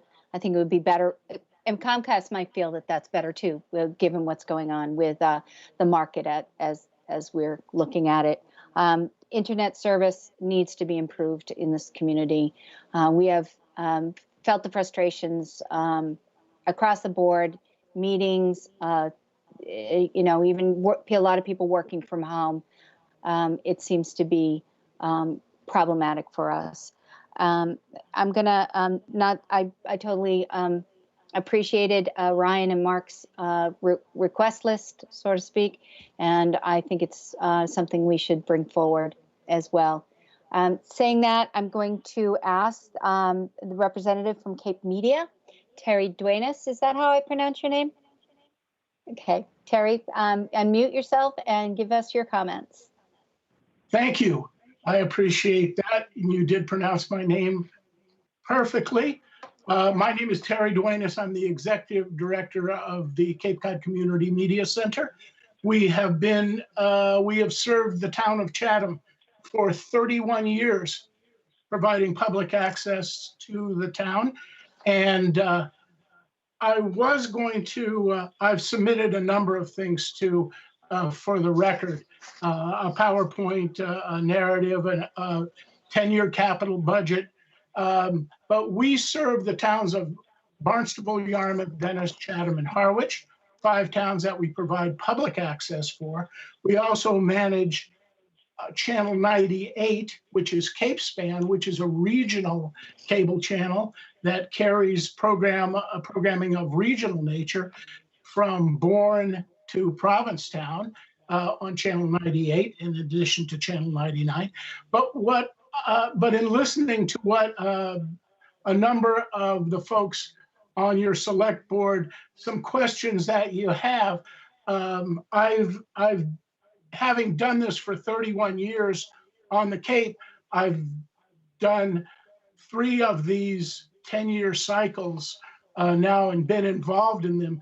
The one thing that we have to remember with this license is it's a cable license. It has nothing to do with internet. Unfortunately, we have no control over the internet provisions of what Comcast has to offer. We also have no control in this license on the bundling component. And we realize there's a lot of streaming services and they're loaded up on your Comcast bill. So they appear to be Comcast services. They're not. They're just additional streaming services that we have. So those things are not things we can easily look at. Competition on the Cape, as we know, Comcast is the only game in town when it comes to cable television, internet, and not telephone, but they bundle these things so they make it advantageous for you to purchase these in a bundle. Comcast has got us over a barrel in a number of situations. About 10 years ago, when I was working with the town of Barnstable on their renewal, they had a signed contract. They brought Verizon down and put it in front of the Verizon presidents and said, hey, we want you to come down and provide Verizon to the Cape. Unfortunately, they won't do it. And it is all a financial situation about building. And we have that same problem that Western Mass does. They won't find a return on their investment coming down. So we're going to be locked into a cable renewal license here. We can, of course, there was a question too that Selectman Dinkins made on why can we just refuse to sign this license. Well, there's only 4 criteria that the legislature says, or the FCC says, that has to be met for Comcast to be guaranteed they can renew their contract. Because and it has to do with things of course, you know, Comcast can do it. Do they have the financial wherewithal? Do they have the legal wherewithal? Do they have a future plan? I forget what the 4th one is, but those things are just so monumentally hard to refute that Comcast does not, in every license that it has in the state of Massachusetts and throughout the country, it does not get refused. We know there's a lot of question about the 10 and the 5-year license. The license has no provision for technology, for them to stay involved in future technology. So really, other than service and a financial package, which a 5% package of gross comes out to be a pretty good amount for the town of Chatham. And I believe that you've got such dynamite. Ryan and Mark do a great job managing your Channel 18 and your services to the town. Their projections now, just all it is budget. We at the Media Center, we have, in providing a public access service, we have major television studios, we have digital audio studios, we provide 8 video editing workstations for members of the town of Chatham. And by the ability to combine 5 towns and the percentages that they give us for our budget, we have a $950,000 a year budget that we serve members of these 5 of our 5 towns and members of Chatham. And we also have a capital budget of about $1 million that's going to be spread over 10 years. And we feel that we know that we have to upgrade these tools and the digital tools, moving from standard def to HD. It's a huge jump, and that's what we really, really do need that. And I think that that's the one thing that we're going to pressure. In similar licenses that we've had throughout the state, Comcast will give us 1 HD channel. How the town decides to allocate that HD channel, we can certainly go into discussion about whether it should be on your Channel 18, whether it should be on your public access Channel 99. We can certainly discuss that as we go, but the need for it is critical. And I think Ryan brings up such a great public safety item that a lot of the content that we put up there in text form, very difficult for our viewers and our subscribers to see and read. So very important. The financial support that Chatham provides to our access center is critical. The Media Center fully serves over 60,000 cable subscribers. Chatham has 6,050 subscribers in I guess it was 2020 that they had 6,050 subscribers. But each of those has a pretty good, pretty substantial cable package, and the amount that they get is fairly substantial. Our annual capital budget and our operating budget provides the towns, our 5 towns, that if we were to go and place a retail rental charge on the services we provide with television production, instruction, cameras that we check out to members, we're talking about about $3 million worth of services back to our region on an annual basis. So after 31 years, our providing services to the town will continue to grow. We are dedicated to working with your government access folks and your educational access folks. Steve Cass, we've worked well with him at Monomoy, and we want to continue to do so for the next foreseeable license period, which the question on the 5 or 10 year, I see most of the licenses projected are 10 years throughout Massachusetts. They don't usually, I haven't seen a 5-year license over the last 10-year period, so I don't really think that it's something that's usually provided. And since it's a financial agreement that we're going on with them, we may be better to take the 10-year, because there may not be another 5-year license if things change. There might not be another license period if things change in the future. So I think that it's something that you look at. We have a good, firm group that's going to negotiate. So I think you're in great shape. And if I can certainly be of service to the selectmen, I would be glad to do that also. Thank you very much for your comments. Okay, so any other public comments at this time? Anybody on the phone? All right, finally then, I'm going to ask if there's a representative of Comcast on, and would they like to make a statement at this time?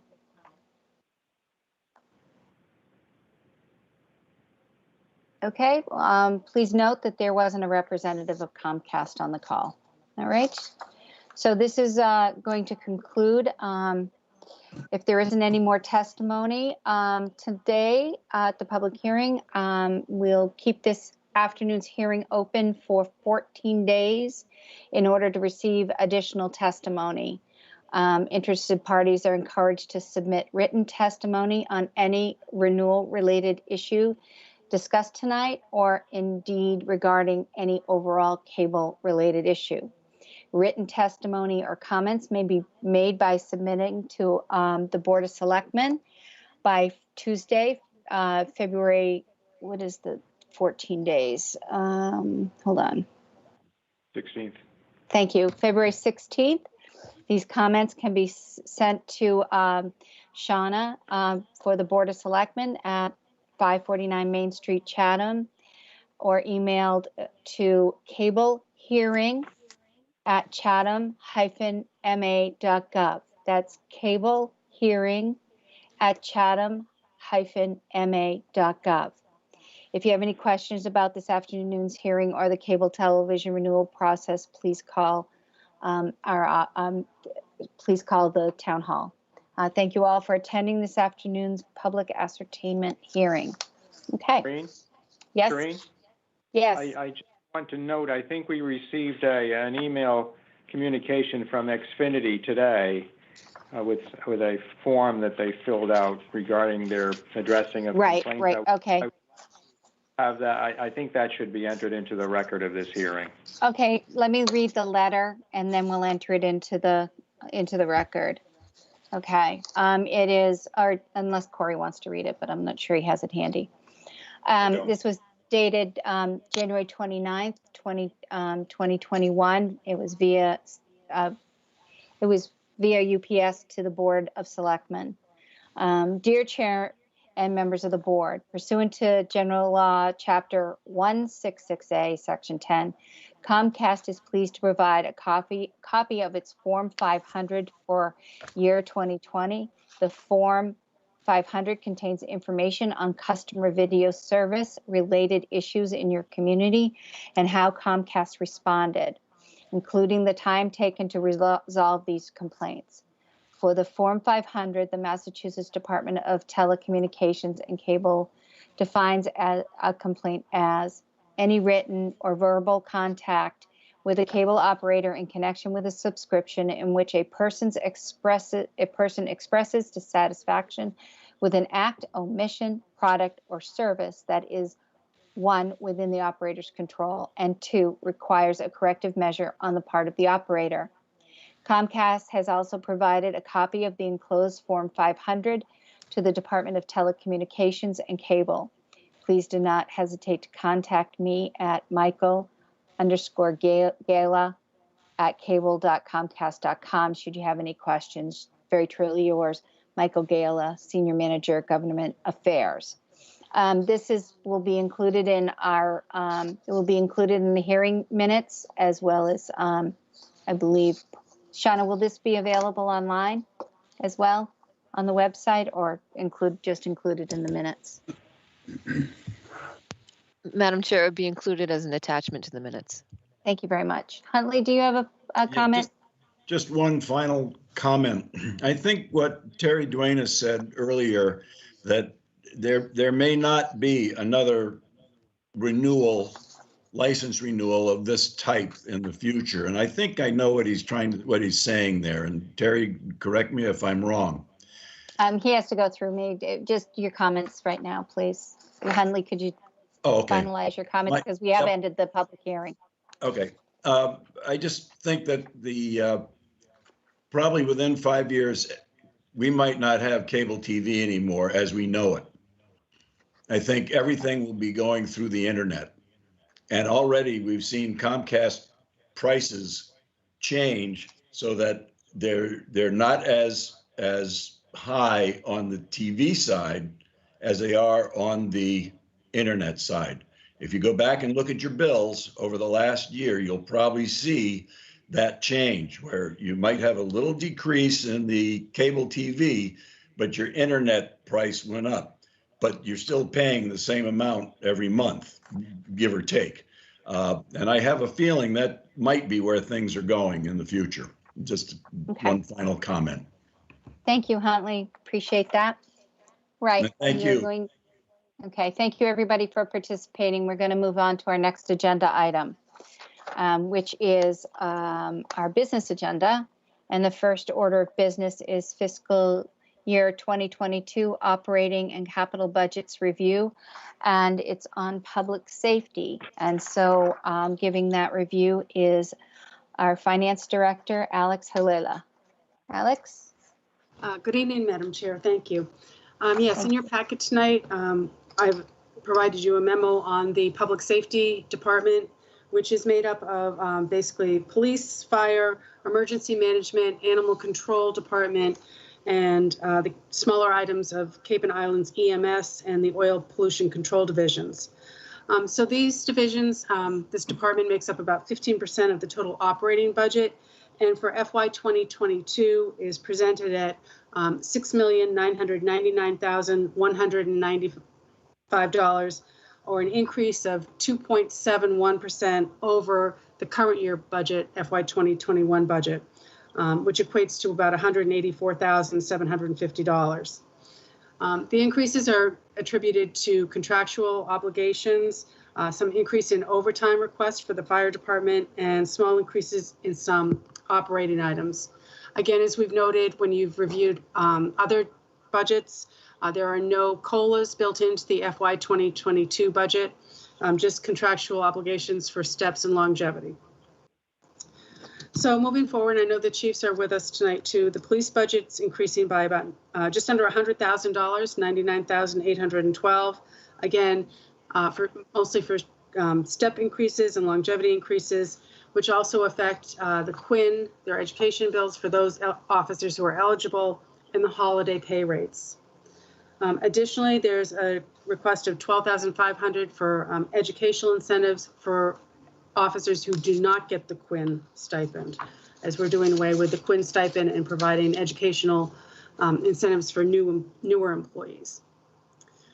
Animal control budget is increasing 4.4%, again, due to the contract and contractual step increase for the animal control offset, and a small increase in overtime based on prior year actuals and the current year-to-date actuals.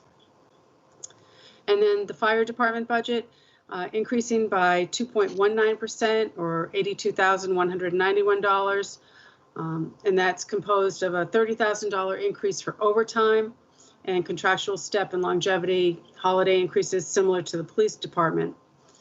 As you might recall, last year, the fire chief had requested for additional firefighters for staffing to help alleviate some of that overtime. But that's not put forward this year as we're still in our COVID-19 budget planning and we're not anticipating any new staff. So that's the reason for the increase in the overtime. Emergency management, EMS, and oil pollution control budgets are all level funded. And all of these, the details for this is all in section 2 of the budget book. So I'm happy to answer any questions you may have, and I believe the chiefs are here as well if you have any specific items you'd like to talk about. Thank you, Alex. Specific questions, Jeff. You're muted, Jeff. Could you unmute, please? Yeah, and not so much a question, but a comment. 2.71%. Highly intense personnel, talented people. Great job in the budget. I have nothing, no negative comment or even a question about the budget at all. Looks great. Budget looks great. Okay, great. Thanks. Peter. Yeah, thank you. I'm going to say ditto to Mr. Dykens. The only, there is a, just a, I guess it is a question. The fire, the police department has an area for overtime. And I assume that's to cover certain events that we have or whatever during the full year. And then the fire department asked, like you said, 30,000 because they're trying to cover what they have without an individual.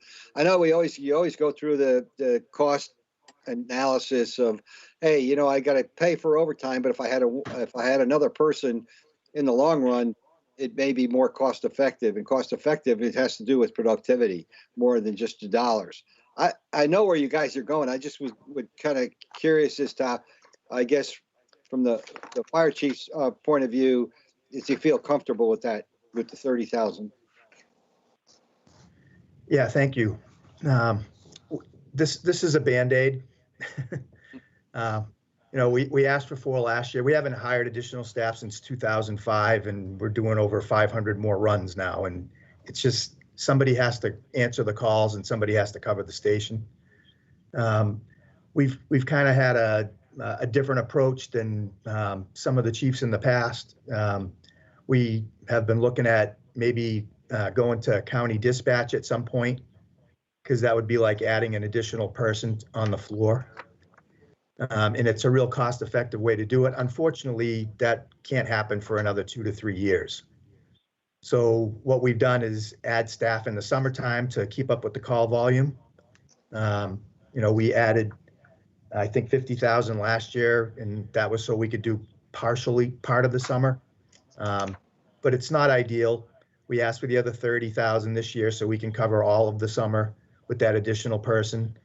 But it's going to eventually burn our people out because they're just working way more than, you know, it even leads to holdovers at some point. People that, because we can't fill the shifts, we force people to stay on. So again, this is a Band-Aid. If we can get into county, that's the ideal situation, I think. The ideal situation is 4 more firefighters, but I just don't think there's an appetite for that right now. So this is just a Band-Aid. I hope I answered you. Yeah, thank you. Okay, thanks, Dean. Yeah, thank you, Madam Chair. And this is directed at the same subject of the, first we'll start with the fire department overtime. Well, Chief, thank you for that explanation. When I first got on the board 6 years ago, almost, I think overtime was about 400,000, and I remember Chief Embrisco and then from Chief Connick addressing questions about it. And it was presented to us that it was more advantageous to utilize overtime rather than hiring additional staff, because as you just suggested or intimated, it's not just a matter of hiring one person. You have to hire 4 because you have to hire a whole shift. So now we're into the with the proposed increase of 30,000, we're going to be almost 700,000. So longer term, do you have any further thoughts on where this is going to go? You talked a little bit about that in response to Peter's question. Yeah. I think going forward, what we're going to see is if there's any increases in salaries, then the overtime is going to have to be adjusted accordingly. I mean, if if the firefighters get a 2 or 3% raise, then that affects the overtime rate, and that's going to go up 2 or 3% or whatever the future holds. It's a 0 this year, but so you're looking at, if it's 685,000, you're looking at $20,000 next year if there's a 3% raise. So there is going to be some increase going forward. I do think, the best solution is to go through county and have them dispatch, because that allows us to have another firefighter on the floor, because right now somebody has to stay back and dispatch. Okay. There are some negatives to that. We do lose some of our local control, but, the other towns that have done it they've adjusted to it. You just may come to the station and there's going to be a locked door and you're going to have a phone outside that you're going to have to call.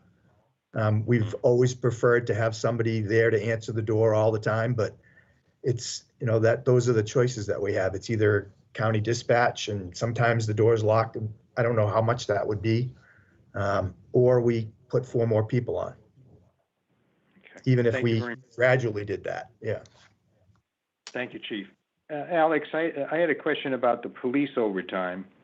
The budget for FY 2021 is $295,000, and that's the request for 22. But year-to-date, 2021 is already 245, and last year's actual 2020 was 425,000. So my question is whether 295,000 is a realistic number. If I may, that is what the department had requested. However, we'll look at that. And I think for FY 2019 and FY 2020, they had turnbacks in other areas where they had some vacancies. So that's why the overtime was so high. And as we fill those vacancies, hopefully that will cut back on the overtime. But I see the chief is on the call, so I'll let him answer this. Mark? Yes, thank you. What we've experienced over the last couple of years is a few openings that we've had, and we're in the process of filling those now. We just filled a couple recently over the past year, including one last month, and then we're also filling another opening that we have by an officer that we will be extending a offer to hire, and that person will have to attend the academy. So we won't have them right away, but we will have them for fiscal year FY 2022. So the idea is those vacancies have pretty much will be filled by the start of FY 2022, which should help us out quite a bit with the overtime. And of course, overtime also, we have to understand that as individuals get steps and pay raises, their overtime rate increases as well. And we have to, always, we should be adjusting for that as well.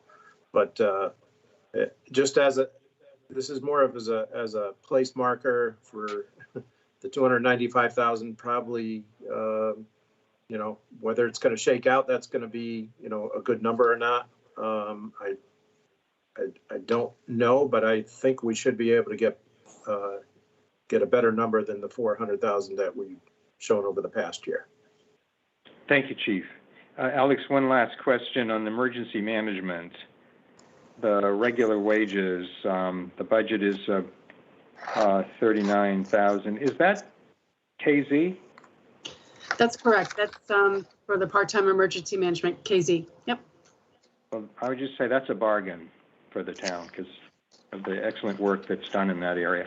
I just would conclude by echoing what Peter and Jeff said. I think our public safety department are really extremely well run, and all the staff, the force, in the police and fire, under great leadership from our two chiefs and these other components, are really a credit to the town. So and it's a good, solid budget. I appreciate it. Thank you very much. Well said, Dean. Thank you. Corey? Thank you, Madam Chair. No, I mean, Dean kind of stole some of my thunder, but anyone who spent any time in this community knows how fortunate we are to have the public safety crew that we have. I want to commend both our chiefs and all their staff. You know, this community is so fortunate to have what we have.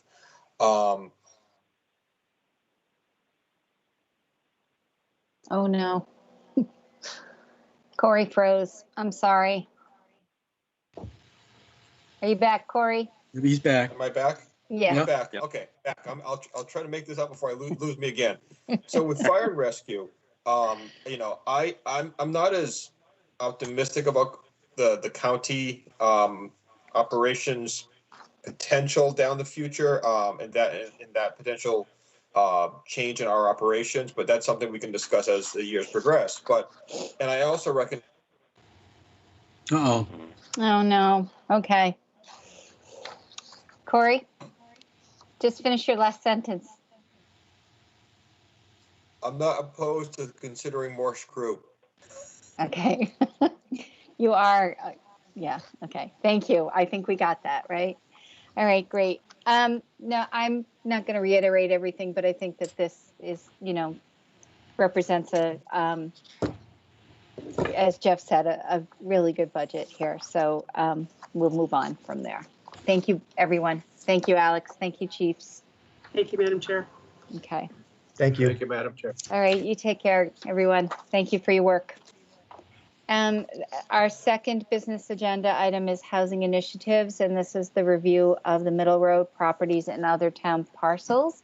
And I believe we have Katie Donovan, the Director of Community Development, Allie Sabatino, sorry, Allie, Principal Planner, that are presenting this evening. Welcome.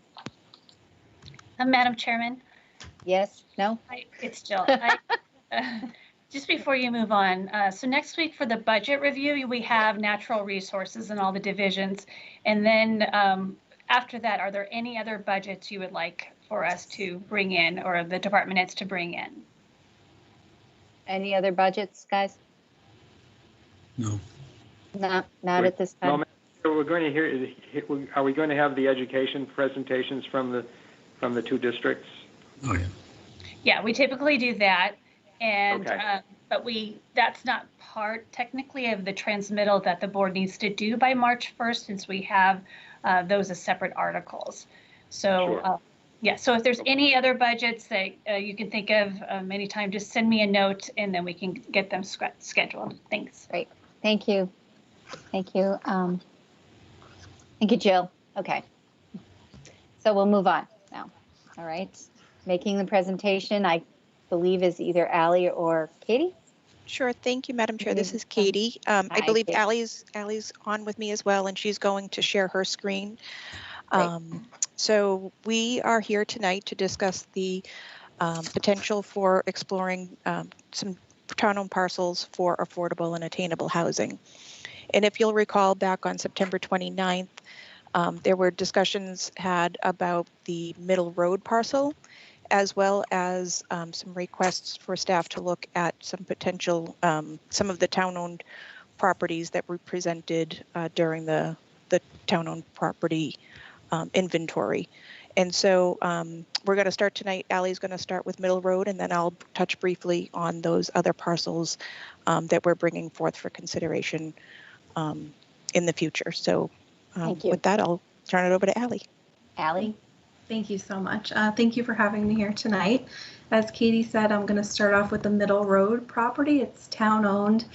We've talked about it a lot in the past, and I'm sure you remember the Community Housing Partnership has come before you probably a few months ago now. to recommend the entire parcel for affordable and attainable housing. That doesn't mean that the whole parcel would actually be housing units.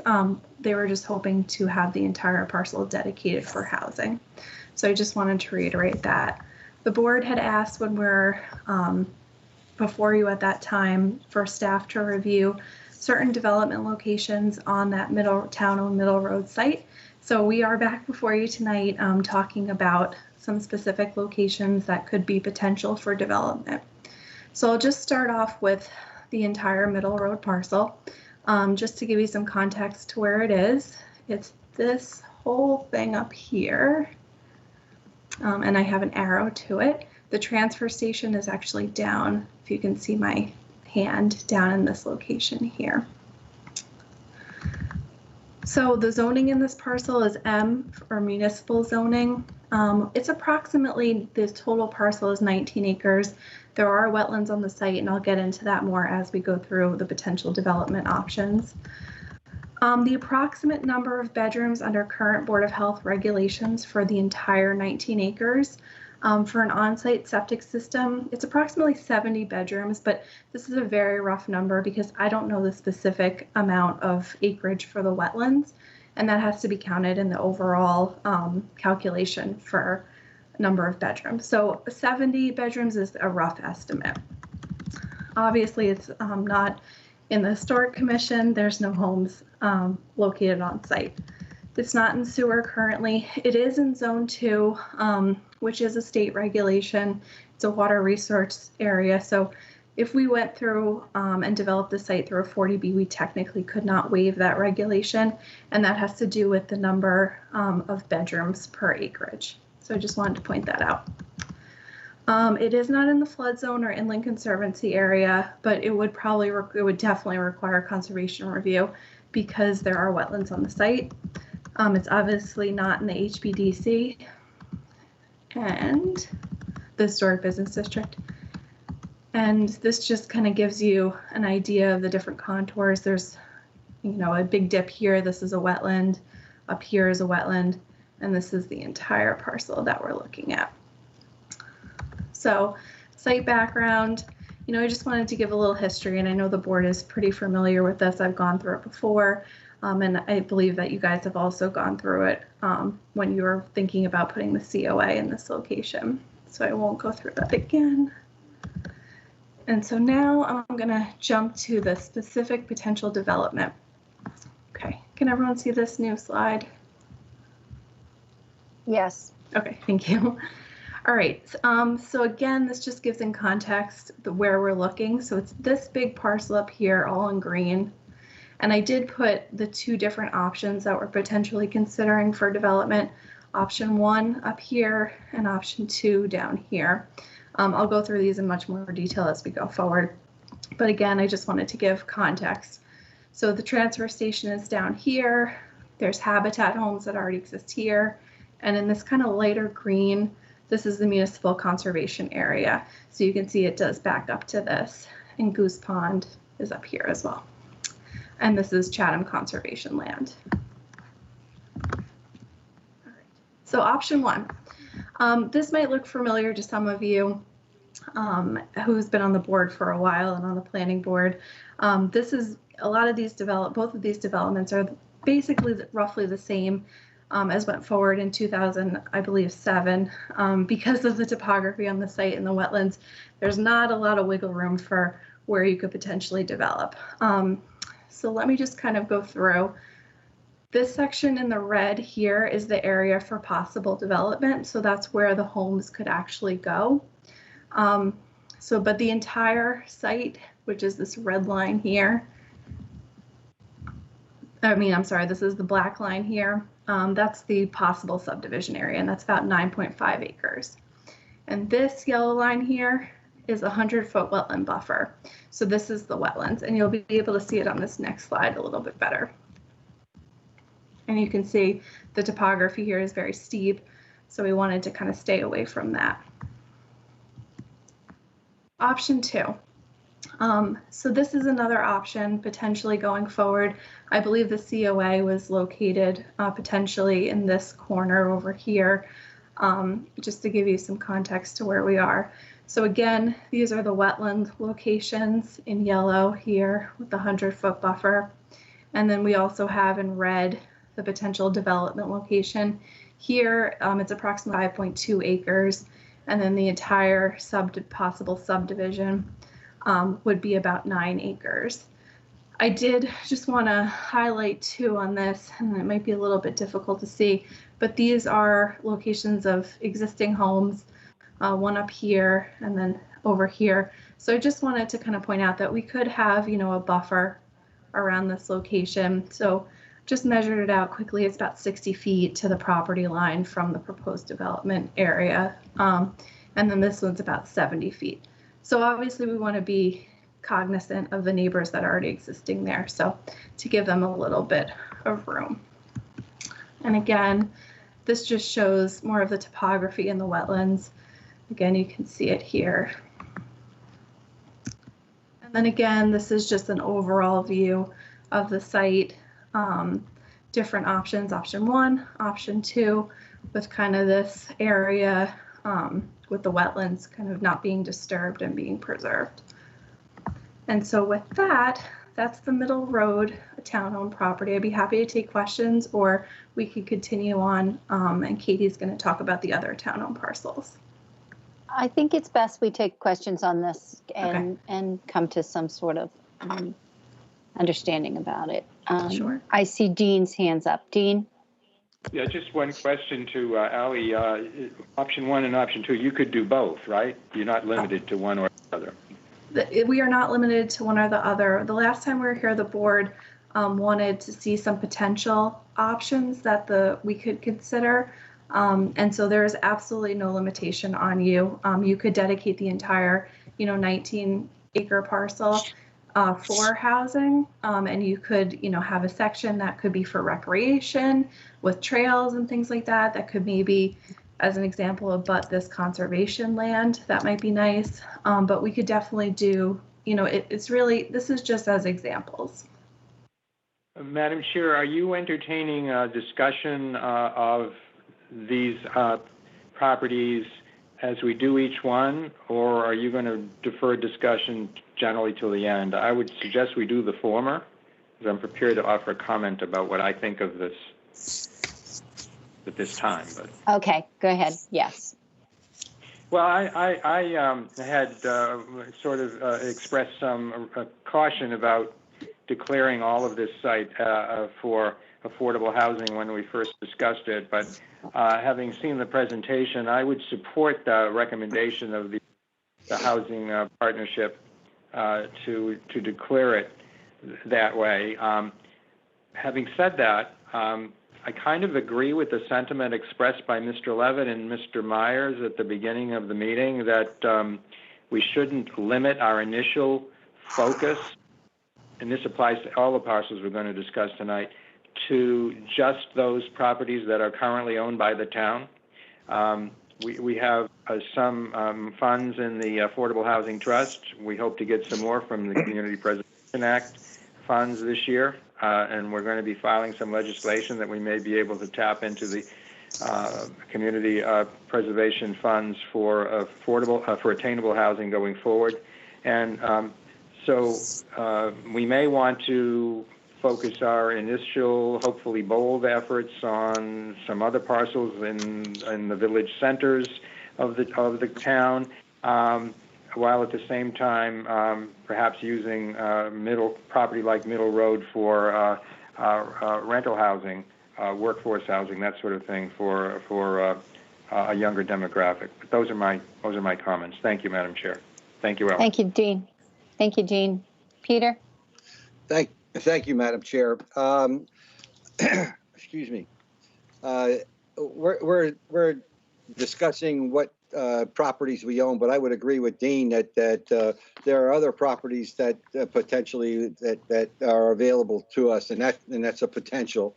And I also agree that looking at a neighborhood center or village center is where we should have a focus. But at the same time, I would not discount this piece of property. I will support putting this property as affordable, for affordable, attainable, and or rental, because you need all three rental properties. And if you look at it, being able to break it into two sections makes sense.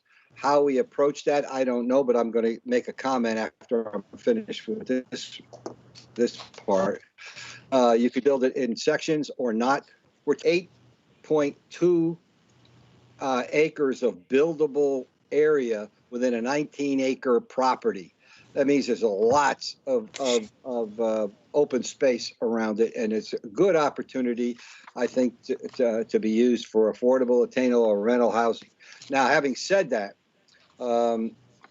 we have a number of municipal properties that we're going to be looking at, that we're going to go to next. Some are small, some are larger.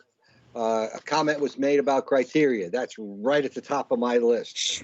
What I believe we should do is, as recommended as part of the package, is to continue the analysis that's going on, but based upon a set of criteria. And the first criteria is location.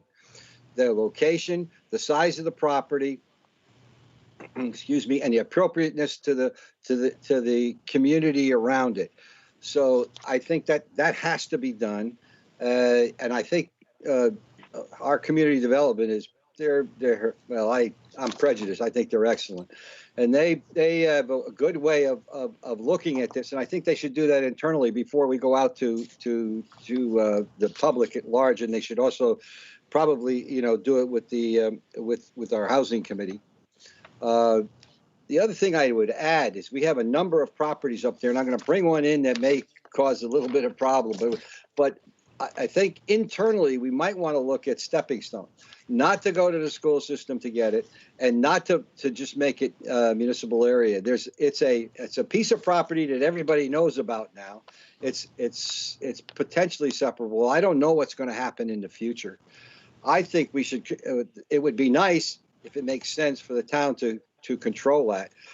For affordable housing, I think it'd be a nice place for attainable housing, but that's a different section. It should be at least considered whether or not we go to whether or not we do anything with all the properties we have is take a look at what's appropriate for each of these municipal properties. Then we have to prioritize it, make a decision on which ones we think we ought to continue with. And that's kind of the Board of Selectmen, and then also going out to the town. And then also, maybe we think about selling properties off if it makes sense that we're not going to use it, or I heard swap. I don't know whether we can do that or not from Mr. Myers, but I think it's not inappropriate for us to try to decide where we want to put a plan together. And the critical part of this is we have to do it quickly. We have to have something to be done. We should have, hopefully, all these municipal properties have an idea of what should be where in a general sense, and be able to move ahead with where we want to go with them on by the fall or in the fall, so we can do something for the next town meeting. And I'd put Middle Road on this town meeting. Thank you, Madam Chair. Thanks. Peter, Corey? Thank you, Madam Chair. I'm very familiar with this parcels. When I was on the planning board, how many years ago, I remember sitting there with Terry Whalen and looking under different options of units that we could put on, the number of bedrooms, et cetera, et cetera. So this is not a new idea. I am not opposed to designate this as for affordable housing. I would like the town to kind of get more specifics on what is the best type for each of these options, option 1, option 2. But I would not move on both at the same time. I think, and my personal feeling is that affordable and attainable housing needs to be spread throughout the town with ownership and rental components. So I think it's a balance throughout the community. We have other parcels that we do own. We'll discuss those in a moment, I guess, and other private parcels that we may have an option to purchase in the future as the years progress. So, but the Middle Road obviously is a viable option, and I'd like to kind of get a better sense of which option 1 or 2 would make the most sense to do sooner than later, and move on that one first. But I have no objections to Middle Road being determined as a affordable, for affordable, attainable housing. Thank you. Thanks, Corey. Jeff? Yeah, thanks, Madam Chair. I'm not going to repeat what everybody else has said, but I wouldn't be opposed to having it being so designated as well. But I'd like to know, what was really helpful for me in terms of looking at this property was outlining where the wetlands was, and then where the best place to develop property was or wasn't. So those graphics were very helpful for me. And my follow-up to that is, we could put 70 bedrooms on the 19 acres, but how many bedrooms could we put on, these parcels as so delineated? I guess that's my number one question.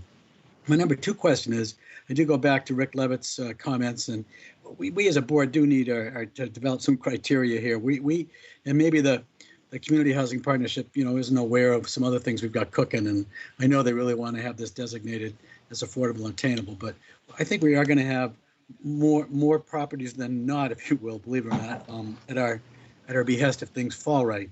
Number one, I'd like to know how many bedrooms. Number two, we need criteria. One of the criteria is location, and obviously price and developable, and how many bedrooms we can place, and blah, blah, blah. So we need those criteria.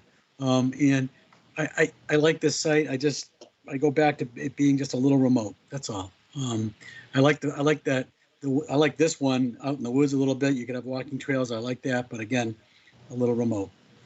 I do like the notion of being closer to the town centers, the village centers, and the concept of a village center. So that would be my priority. But again, I want to hear what we have forthcoming, and I'm interested in every one of these properties forthcoming. So I'll keep an open mind, and I wouldn't vote against having this being designated, but I do want to hear what the other properties have in store. Thank you very much. Thanks, Jeff. Yep. So I'm not opposed to a phased approach to option one and option two on the property. I'd really love to hear what community housing partnership has to say about what kind of housing they think would be ideally there, knowing the community the way they do. But I'm sure that we'd have a housing coordinator that would probably facilitate that for us as well. I'm sort of looking at this, like Jeff had said, I'm sort of looking at this like we looked at the waterfront infrastructure projects. We've got all this inventory and whatnot, and, we could take a phased approach to every single one of the projects over a course of years, and really prioritize what would be the most beneficial to quality of life, as, should be included in that, when you think about the location. So I think we need to develop something like that, and I think we are. I think we're just taking it in this approach, and this is the beginning. But I like the idea that there is a lot of open space here that's left here because of the wetland and the open space that's around it. This is a really nice setting to live in that area. Goose Pond is, a treasure. That whole back conservation area is a treasure. And anybody would kill to live in an area like that. It's really, really lovely back there. But again, it's accessible. It's not accessible to people that would need to walk to something. So definitely would have to be focused on more mobile, mobile residents. Anyway, I think we're all in agreement that we really want to move forward with this. In what time frame do we want to do that? Peter's made a suggestion we move forward with this very quickly. But I want to hear what everybody else has to say about it as we go forward. So are there any other comments about this property right now from any of you? Price is right. Price is right. That's a good point. That's a good point. The price is right. So it's not something that we'd have to sit on for a very long time and make a move to the next steps to look at what could go there. All right. Anything else on this property, Allie? No, that's all. Thank you so much. You got enough feedback from us right now on this? Definitely. Thank you. Okay, great. All right. Go to the next project. Is that Katie? Yes, so thanks, Madam Chair. One thing, just if I could mention about this property, I know it was in the agenda report, but just to reiterate that we have applied for a grant to do potentially do a feasibility study on this Right. property, and that would be Good. helpful to determine the number of bedrooms in the actual buildable area. So this is, Right. based on our GIS mapping system, and so we would be able to further explore that with a feasibility study. So we should hear about that sometime this month. Wonderful. Thank you very much. Okay. So moving on to another property, town-owned property, 127 Old Harbor Road. I believe everybody is familiar with this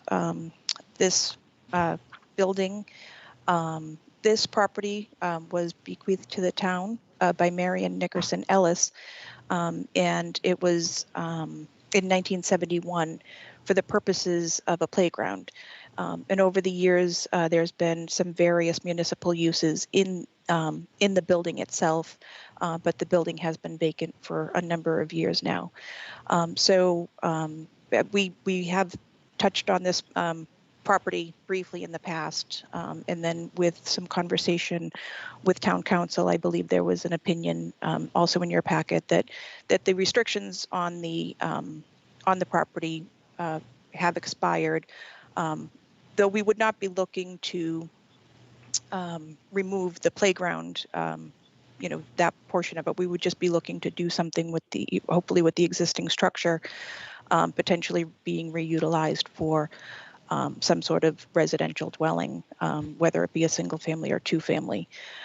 We would need to go back to town meeting because town meeting did vote the use of the property as a playground. And so we would want to make sure that we had that properly back before the town for that vote. So if I can answer any questions specifically about 127 Old Harbor Road, I'd be happy to. Great. I know I brought this up a long time ago, and I think everybody else has brought it up several times about using this house for something else, and it's taken a while to get to some of the answers. But I thought that Bill's Bystrom's earlier comments on this property, the easiest thing that we could do is have it be part of the Marconi rental program, and rehab the house and get it rented, and put a family in there and move forward. And I think that would be a very efficient, quick, low cost use for the property. It wouldn't impede the neighborhood. It wouldn't change the neighborhood. It is I think it's in the historic district, if I'm not mistaken. So why not just keep it a home and call it a day? That's my comments on that, but I'll go to Dean. His hand is up first. Madam Chair, I respectfully, I do not favor dedicating this particular parcel for affordable or attainable housing. This is the most we're going to get out of this is one or two residences, two with some significant alterations to it. This is a very valuable property. It's a choice lot. I think that the return on the investment is pretty minimal. If we're really looking to undertake and put forward some bold ventures in the area of affordable and attainable housing, I'd rather see this property saved in the town's real estate portfolio for either possible future municipal use, and we may not be able to predict what that would be at the present time, or even possible sale. And we could take those funds and put them in the Affordable Housing Trust if we ever got to that. But I just don't share the feeling, the position that others on the board, I think, have articulated in the past and probably will do so tonight. Thank you. I can respect that, Dean. I just hate to see the house just lay foul the way it has for the last, I don't know how many years. It would definitely need some work done on it in some capacity, one way or the other. Corey? Thank you, Madam Chair. No, I'm kind of on the same vein as Selectman Nicastro. This is a very unique piece of property. And, right next to the elementary school, and you know how I feel about the elementary school, but I think timing on this one might be a little bit delicate. Also think you underestimate some of the support the neighbors have over the years when we presented certain things. Some of the neighbors I've had conversations with, you know, may not want to see anything happen to that parcel, but whatever. So with the middle road and potential private parcels that we might be looking at, we're going to have enough on our plate to really move forward and you know, support these affordable, attainable housing you know, plans that we have for the community. And with 1 or 2 units, which is still 1 or 2 units, so I understand the importance of every unit. I think this one could bog us down a little bit, and I don't think now is the exact timing. So while I am 100% supportive of, you know, the affordable housing goals that we're putting forth, this particular property I would not act upon right now. Okay. Thanks, Corey. Jeff?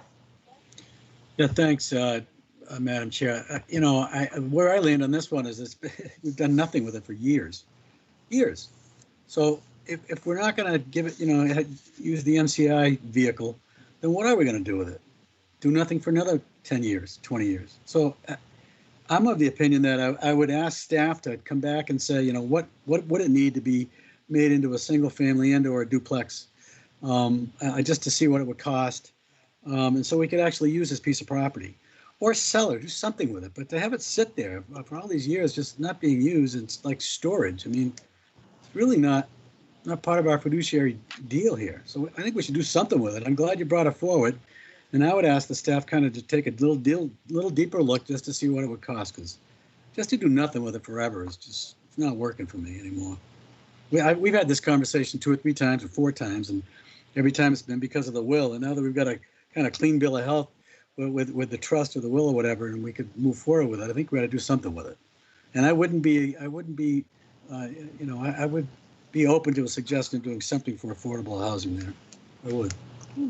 It's better than what it is. Yeah. Much better. It's pretty, I mean, it is a nice piece of property. So again, if we're not going to do that, then let's sell it. Thanks, Jeff.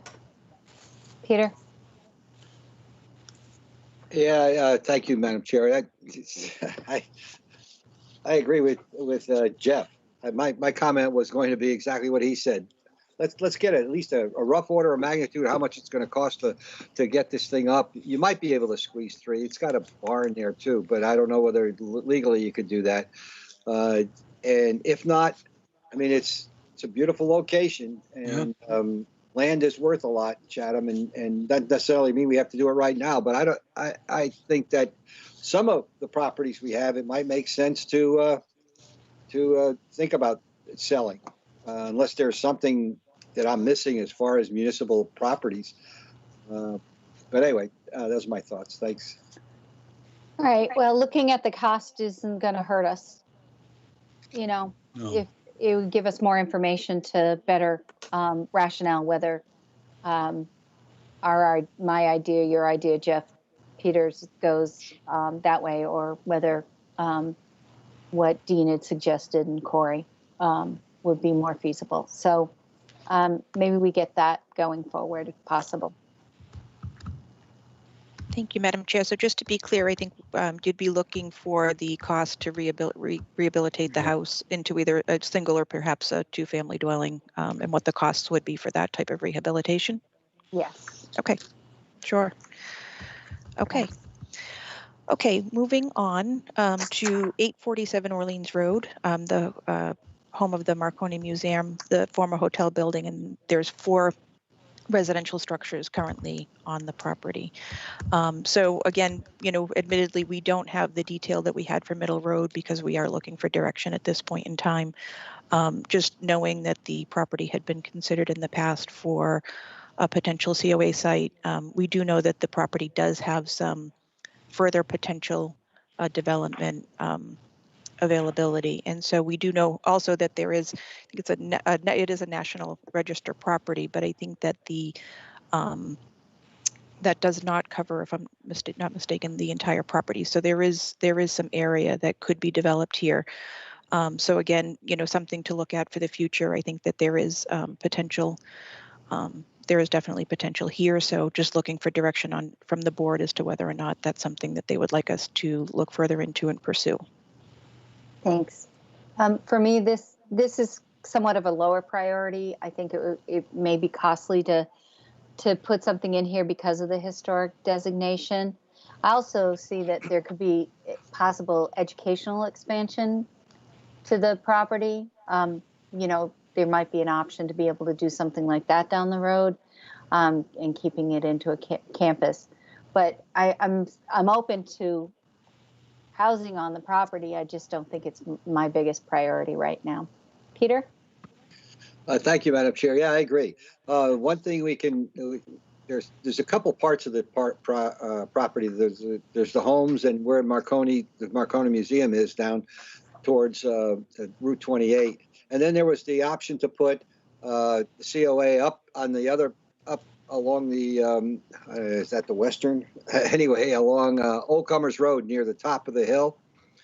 And even that, yeah, it's not really historic as I recall. It's really not historic up there, but there were some concerns about where the antennas were and so forth. So it maybe I would say keep it on. I would say keep it as a potential, because we're not going to do anything with it. But I wouldn't. I'd go through the criteria of what you might be able to put there. It's a location, how much is available, but I wouldn't go into an in-depth analysis, because I think in my mind, yeah, this is more of a secondary priority than a primary priority. Thank you. Okay, great. Thanks. Dean?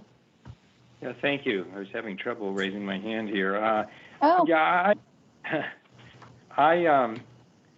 we looked at this pretty extensively in connection with the senior center siting, and there was considerable concern from the Marconi people about what might take place on that property. And Madam Chair, you just referenced possibility of some type of an academic campus. I know we've looked at the property, the Marconi property across the road where the powerhouse is. This property has a very interesting historical piece to it, even if it may not have as much of the history documented as other properties in town. But there's also a nice conservational and environmental aspect to it. I really not sure that, we do own this. We could always look at it again in the future. I'm not sure it's worth investing any effort for housing purposes at the present time. Jeff mentioned on the prior item that the Old Harbor Road property is not being used. I don't know if it's being used for storage. We know the powerhouse is being used for storage, and we might want to do something with the powerhouse in terms of an academic entity. You could take that, the harbor master's equipment that's in that building, and put it over in Old Harbor Road. But I just don't think it's worth exploring at the present time. Thank you. Thanks, Dean. Jeff. Boy, he's getting creative there, huh? What the heck? Oh boy, it's getting late. Selectman Castro. I agree with everything that's been said. I would keep this piece of property in our inventory, if you will, kind of in the back pocket. It is an interesting piece of property. There's no doubt. May have some views. It's cool. It'd be neat as an educational campus. It's going to take a little vision, but I would keep it in the back pocket. We know it's there, and we know the price is right. Thanks. Thanks. Any other comments on this piece? Okay. All right. Okay. Thank you very much. All right. So moving on, the next property that we thought would be worth a look is 2377 Main Street. It's the location of the Bassett House Visitor Center, which is currently it's leased by the Chatham Chamber of Commerce. The overall property is about 1.5 acres. The site had been subject to restrictions, but the restrictions have expired. I believe it was in 2009. This property does have some development potential towards the back of the property. I think the suggestion would be that we would obviously subdivide the property and keep the Bassett House where it is, and then look to potentially utilize the back portion of the property for housing purposes. We would need to have further conversations with town council just to confirm that those restrictions have expired, though that's what the deed says, and I believe we provided that for you in the report. But we thought that this property would be worth looking at in the future for potential development as housing.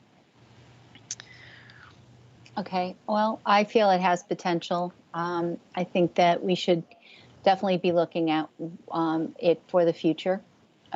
It's ours, and it's more housing, affordable housing for South Chatham, which would be great, or attainable housing. That's my comments on that. Corey? Thank you, Madam Chair. No, I want to agree that it's a Chamber of Commerce facility that gets subdivided from this, so that we're not looking to eliminate that entity. Right. I want to be clear about that. Using the back parcel. Someone who grew up in South Chatham, I like this area. I like it a lot. And I do think if we're going to do this affordable and attainable push that we have now, we need to have it balanced throughout the community, South Chatham being one of them. And I think this parcel near 137, it's a great area to grow up in. You got the beaches, you got Cockle Cove, you got a lot of pluses. So this is one I'd like to explore a little bit more, and I think it has some serious potential. Thanks. All right, thank you, Corey. Jeff? Yeah, I agree. I think we should explore it. It's not a ton of land, so if we subdivide, we slice off a little piece for the chamber. I don't know. I think we're thinking single-family home or something. But anyway, I think it deserves further scrutiny. I think it's a good idea. Yep. Keep going. Okay. Thank you. Great. Peter? Yeah, thank you, Madam Chair. I agree. My only concern about the location is that you wouldn't want to put a dense community, I don't think, in right this area unless you combine it with something else. Because you have 137 coming down and you have 28 coming across. During the summer, that's very busy. You have to worry about how people come in and out of that. I don't think that's a no-brainer. I mean, not a no-brainer. I think that's not anything that's going to stop the development, but it is a consideration of what you would put. If you have a criteria of this is the location, what kind of housing you would put in there, and it is. And I agree with Corey. I mean, it's a great location to spread things out throughout the town. It's just how you would do it. So I would agree that we should at least move ahead with the analysis of it and see what would best fit in there. Thanks, Peter. Dean? I'll just say I agree with everything that's been said about this property. Perfect. Thanks. Okay. Okay. The next property is 193 Stony Hill Road. Sure. So this property is the site of the current COA. And so staff does believe that this site has potential, whether or not it's a reuse of the building to turn into, a multifamily or some apartment style rentals, or perhaps whether or not it's raised and new housing is set for that location. Staff just believes that, we should wait and see what happens with the future of the COA before we make any determinations, but staff does feel that it has good potential for housing. Thanks, Katie. I agree. We should be waiting on this, just table it, but I think it'd be a great place for rental apartments or small, like a townhouse setting style that's similar to what is behind them. It keeps in that sort of feel and look. I think there's some sort of condo units back there. And I think it would be a good location for something like that. Dean, you want to comment on this? Yeah, I mean, obviously we're going to have to wait to see what happens at hopefully our annual town meeting on the senior center. But I think this is an ideal property for some type of housing project, and I think it's ideal for partnering with a private developer, whether you repurpose the existing building, which I think would be very challenging, or knock it down and put something new on it. But I agree with you, your sentiment, Madam Chair, that this is something we should look at as soon as the senior center issue is resolved. Thank you, Dean. Thank you, Dean. Peter? Yeah, I would agree also. You made the point about the condos in the back.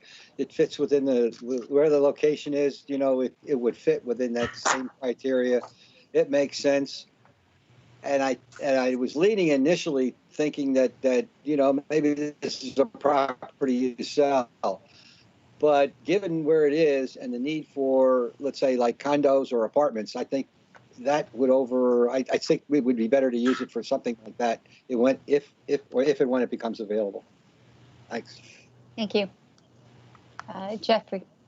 Yeah, I agree with all the comments. I also echo, or I second the statement that would find it difficult to repurpose that building. But I think it's a good notion, and let's see what happens with the COA and keep this in the back pocket as potential inventory site, certainly. Right. Okay. Thank you. Yep. Okay, Next, so moving Camden. on.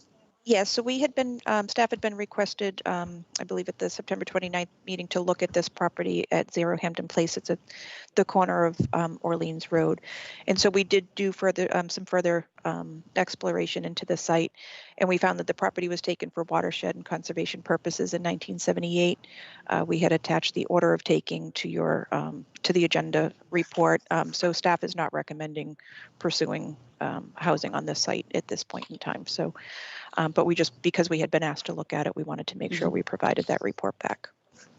Okay, thank you, Katie. So, and if I could, Madam Chair, there were a couple of other, there were some other properties that we are still vetting that we haven't been able to find some information on. They're smaller properties, and they would not, they certainly wouldn't yield a large number of housing units, but they are things that we're continuing to look at.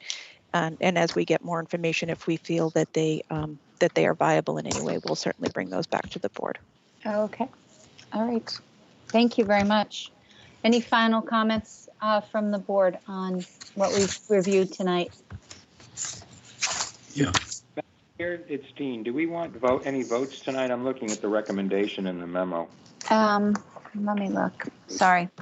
I think the only parcel that would fall within that right now would be a recommendation to declare it surplus, would possibly be the Middle Road property. But you may want to defer action to get a report on some of these other properties. I'd rather on the other properties, but if anybody wants to make a motion to move forward on the Middle Road, we can do that. If I might. Yeah, go ahead, Jeff.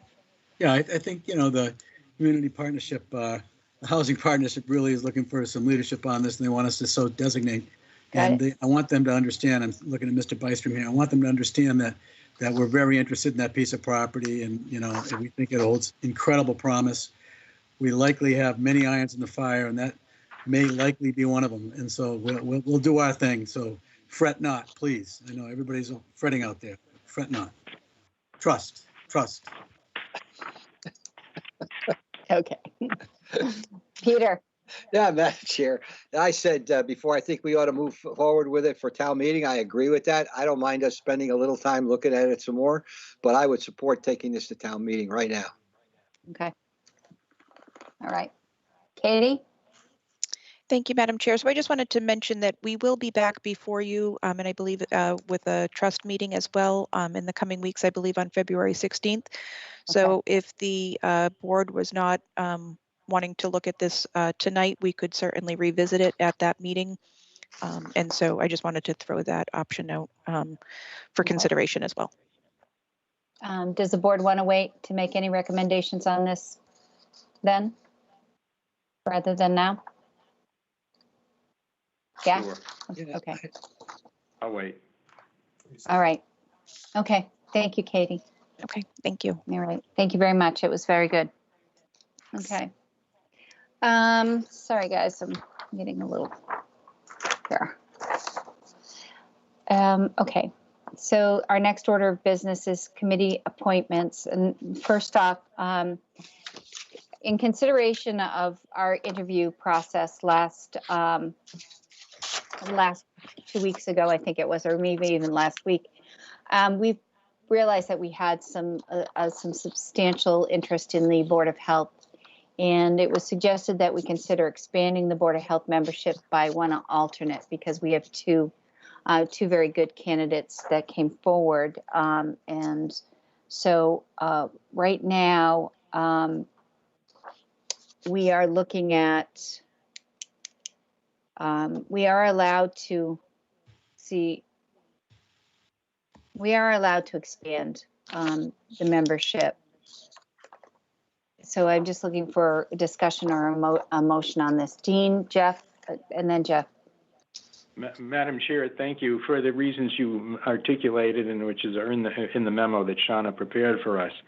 I think we should support the interest on the part of the chair of the Board of Health to increase the membership of the Board of Health by adding one additional alternate member, and that would be a member that an alternate that would have the right to vote in the interest in the circumstance where a regular member was not present or was unable to participate, just as the other alternate is, and I would leave it up to the chair to determine how he wishes to rotate the alternates as we see in some of the other boards that have multiple alternates. So I'm going to move to increase the membership of the Board of Health by one alternate member.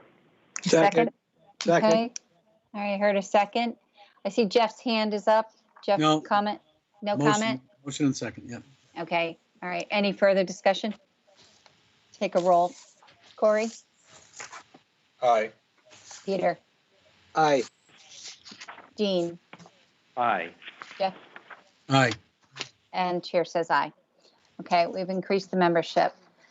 The second order we have is the second item on committee appointment is to consider appointments to the Board of Health and Conservation Commission.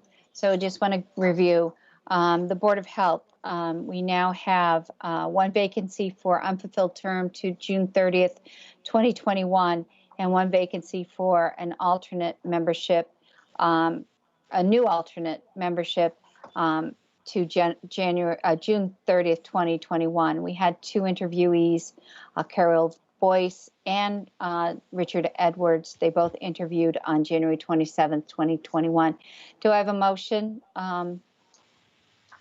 Yes. to appoint? Go ahead, Jeff. Yeah, I move to appoint Richard Edwards to the Board of Health until June 30th, 2021, until sooner revoked or a successor is appointed. Do we have a second? Madam Chair? Yes, Dean. Okay, that's been seconded. Would you take what Jeff's motion as a nomination, because I'm sorry, yep.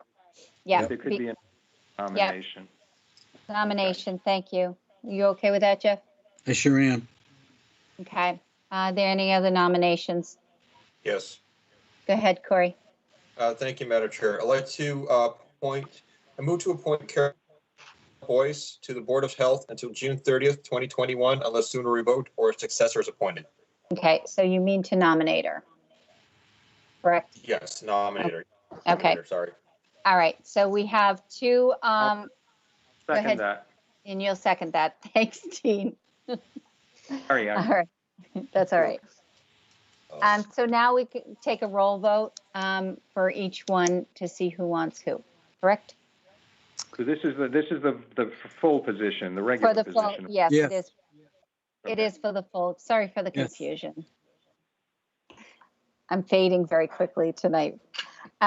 Sorry. All right, so I'm going to take a vote. Jeff, Richard Edwards. Corey, Carol Boyce. Peter, Richard Edwards.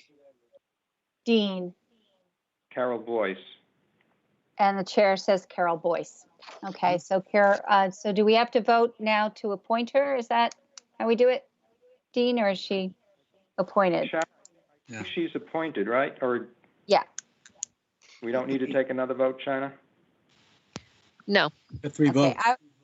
always get very confused by this process when there's multiple. All right. Do we have a nomination for Board of Health as alternate member? I nominate Richard Edwards. So, do we have a second? Second. Okay. All right, let's take a vote. Jeff? Richard Edwards, aye. Dean? Corey? Aye. Peter? Aye. And chair says aye. Okay, thank you. Madam Chair, could Yes. I make a comment? May I make a comment? I think probably the rest of the board shares this. This was a difficult choice because we had two very excellent candidates. I'm very impressed with their credentials, and I think we also are looking to the future because we have some longstanding members of this board that may ultimately at some point move on and retire and move off the board. And so it's good to have qualified people in all these positions, not just the regular members. So. Right. Yes, you're absolutely right. Thank you, Dean, for that. Right. Again, we're back at the Conservation Committee, and we have 2 vacancies for unfulfilled terms, June 30th, 2023, and we have 3 vacancies for unfulfilled associate terms to June 30th, 2021. We had Karen Latin. She interviewed for various committees and expressed an interest as we moved along in the interview process for the Conservation Commission, and Trina Francisconi, who interviewed the same day for the Conservation Commission. So we can do one or two things. I guess I'm going to look for Jeff's hands up. Thank you, Madam Chair. I move to appoint Trina Francisconi to the Conservation Commission as an associate member until June 30th, 2021, unless sooner revoked or a successor is appointed. Do I have a second? That's a second. Okay. All right. And so we have several appointments for that. I mean, we have several openings for that, so we don't have to take another nomination. Okay, we'll take a vote. Jeff? Aye. Corey? Aye. Peter? Aye. Dean? Aye. Chair says aye. All right. Thank you. Do we have another appointment? Go Madam ahead. Chair? Yes. I mean, Jeff has his hand up, so I don't know if he was. Oh, no, it's not still up. I take it down, Dean. It's all yours.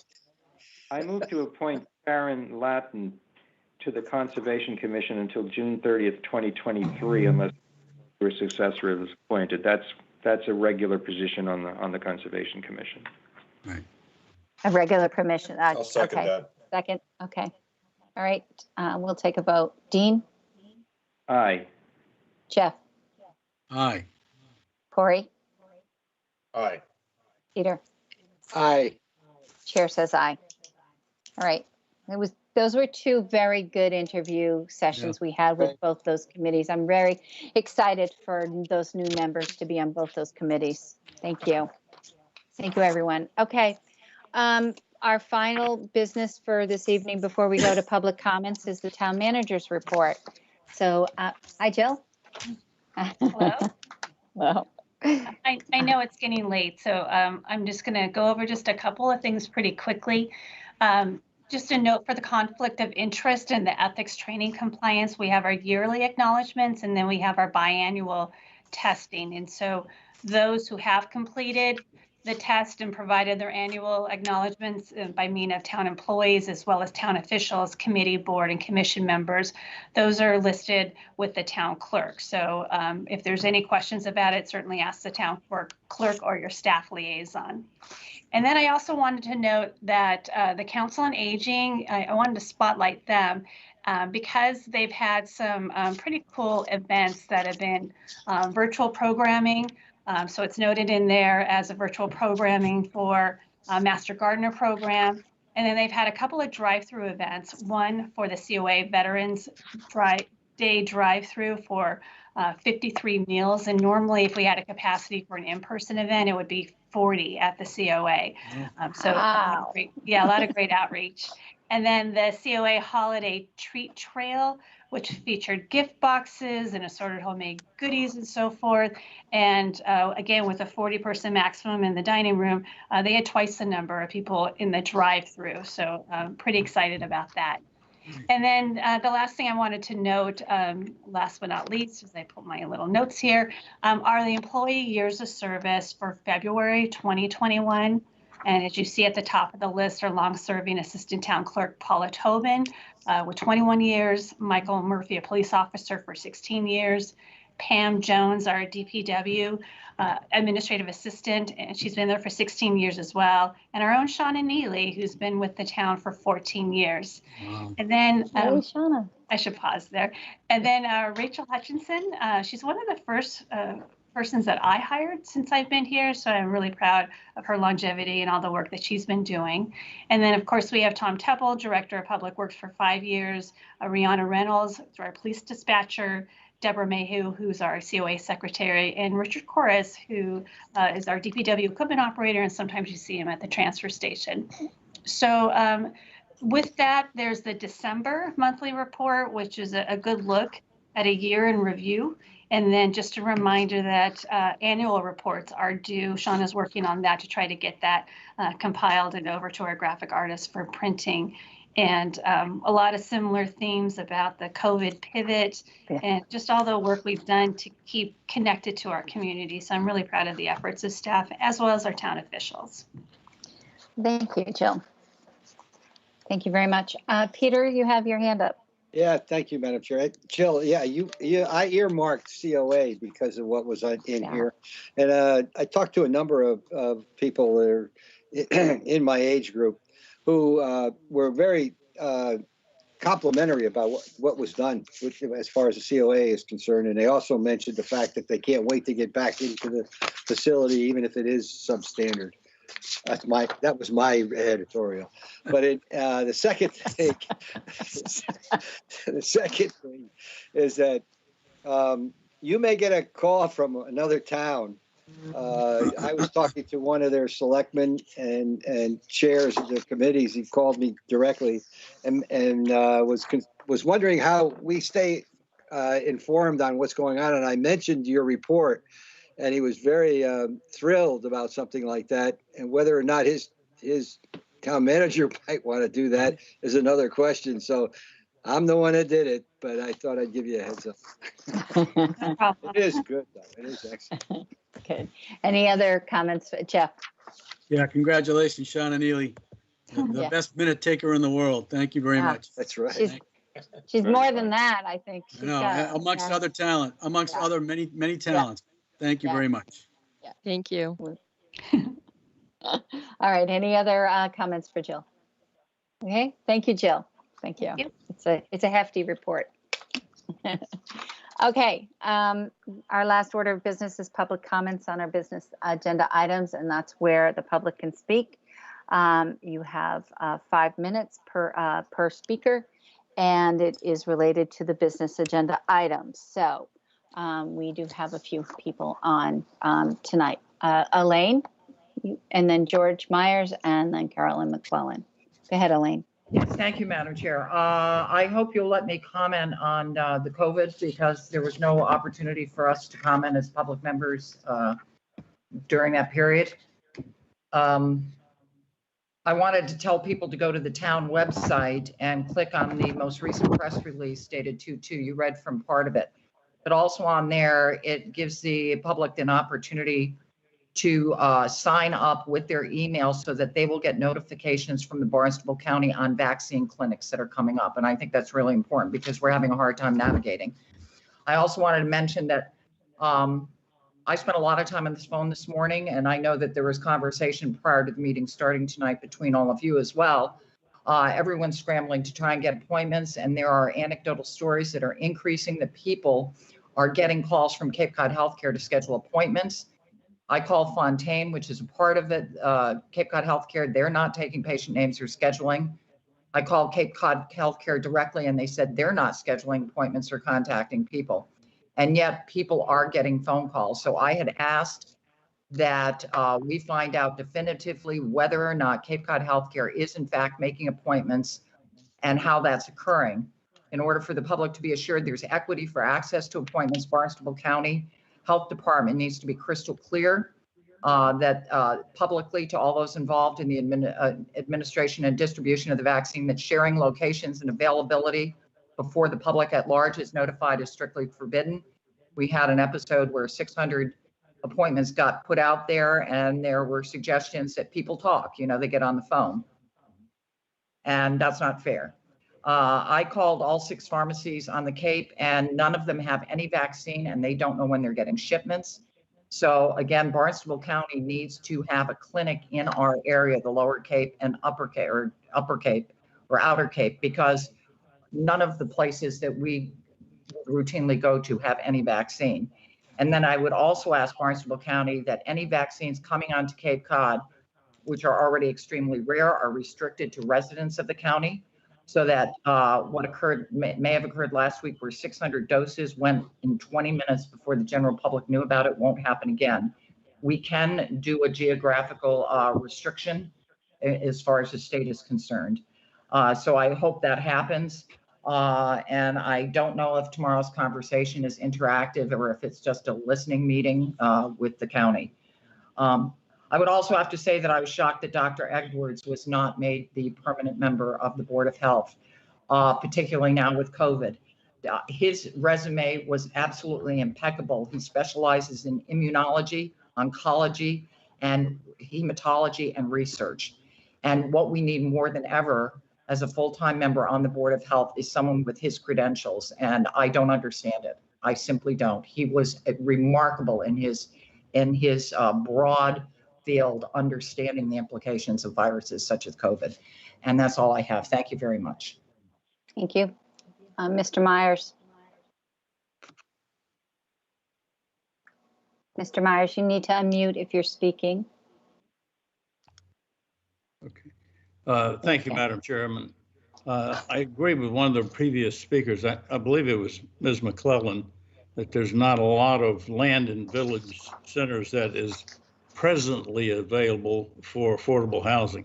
And I emphasize presently available. But that does not mean that there's not a lot of land in village centers on which affordable housing can be built. As we know, there are 2 parcels of land offered to the town for purchase that will be on the May 8th annual town meeting warrant. The parcel in West Chatham is definitely suitable for affordable housing. And as suggested tonight, the present COA in North Chatham Village may also be available. It's just a matter of looking for that land.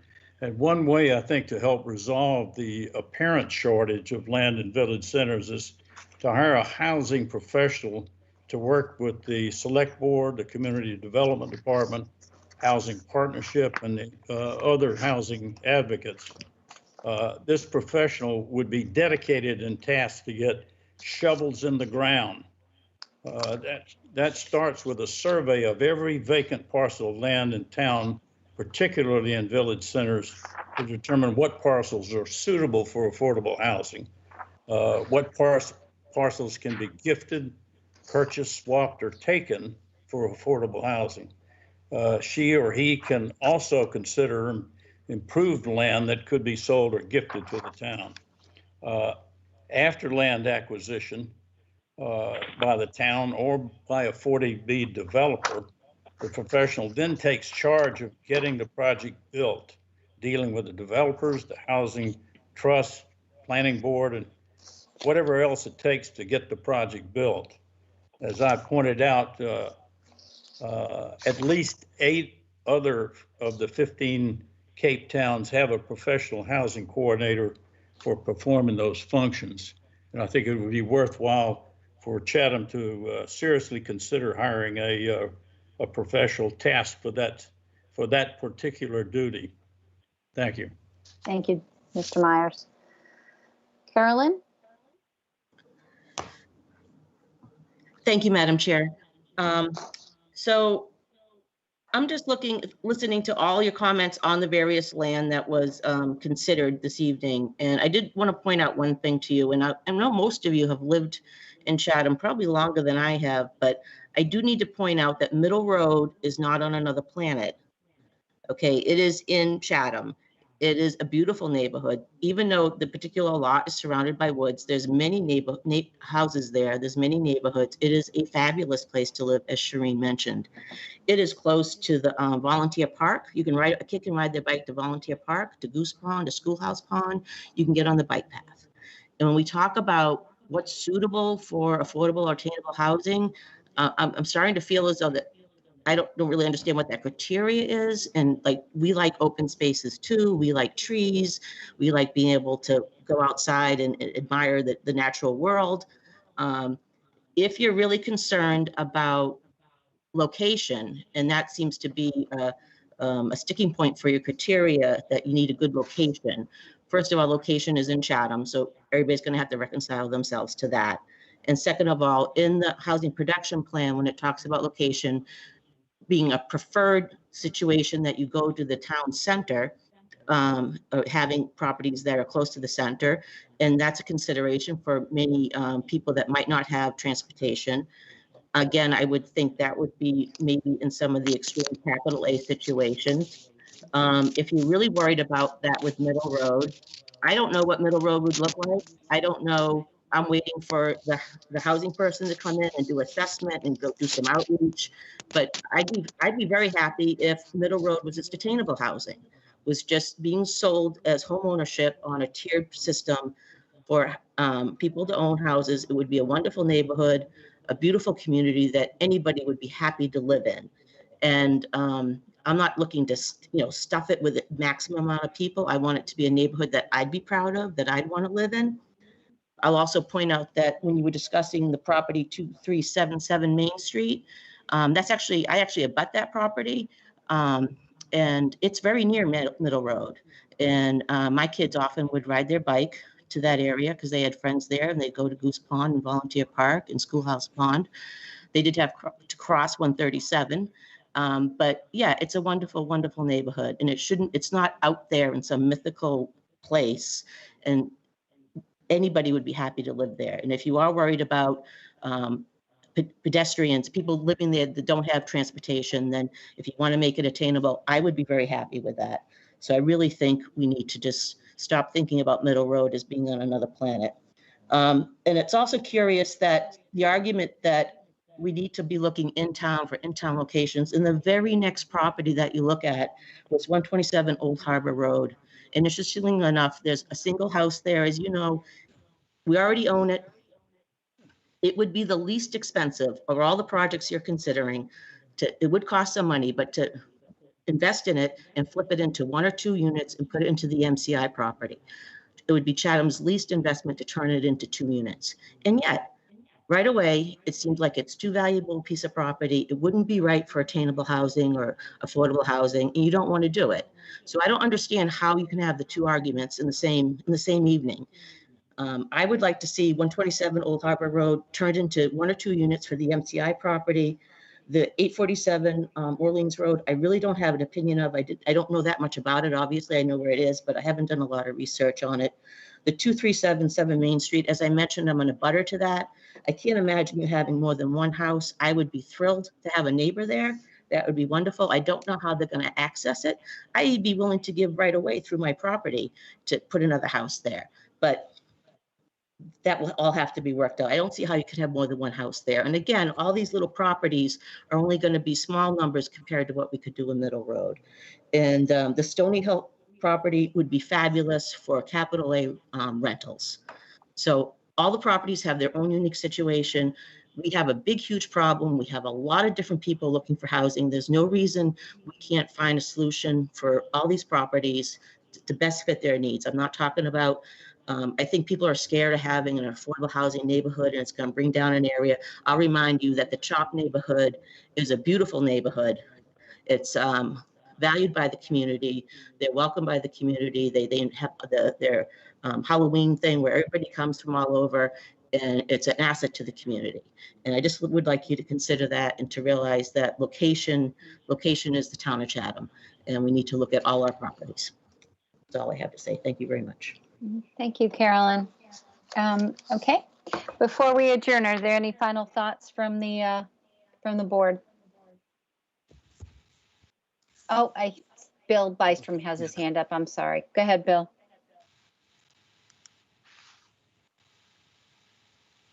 Bill, you're Bill, muted. you're on mute. Please unmute yourself, Bill. Okay, thank you. I'm sorry, it's late and I apologize. I'll be very, very quick. I think one fact to keep in mind is that in 2020, there were 286 qualified home sales in Chatham. The median price of a home in Chatham was $950,000. If we're going to do affordable and attainable housing, the question that is there is, if not now, when? And if we wait, we're going to lose our window that we're having. Every year it becomes more expensive. Thank you very much. You people had a great discussion. We all really appreciate all the time and effort. And sorry to keep you up. Goodbye. Thank you, Bill. Peter. Thank you, Madam Chair. Final thought. Yep. Final thought. Hearing Carolyn speak, I thought maybe my comments on criteria where I wasn't quite clear. When I talk about location, I talk about location for what type of housing should be in there, given the size, given its where it is in location. Yeah, I agree with her. I think she said it well when she said we're in Chatham, but what type of housing you put in a location is dependent upon where that location is and what's next door to it. For instance, the old senior center is a great place for rentals. So that's all. I agree with you. Is what I'm saying. All right. I just want to make a final thought about what's been going on with the vaccine and getting tested. And I understand the community is extremely frustrated with the lack of availability of the vaccines. The state is giving the county an X amount per week, and they are getting those shots in people's arms. It's just not enough for everybody. And unfortunately, the governor introduced phase 2 earlier than the vaccine was available. So we're all very much, the county's working on more testing sites. They're working on more availability, as are the healthcare systems, as well as visiting nurses, as we heard from Dr. Duncanson early. I can't reiterate the patience factor, but I encourage everybody who can to call in on that call tomorrow. It is a listening only session, but it will be valuable information, and it will be a way for folks that aren't computer savvy to be able to dial in. There are, and so that's at 5:30, but I just wanted to reiterate that. And then I'll ask for a motion to adjourn. So moved. Second. Okay. Second? All right. Second. All right, let's go down the roll. Dean? Aye. Jeff? Aye. Corey? Aye. Peter? Aye. And the chair says aye. All right. Good night, Chatham. Have a nice evening. We'll see you later. Good night, everyone. Good night. Thank you, everyone. Thank you.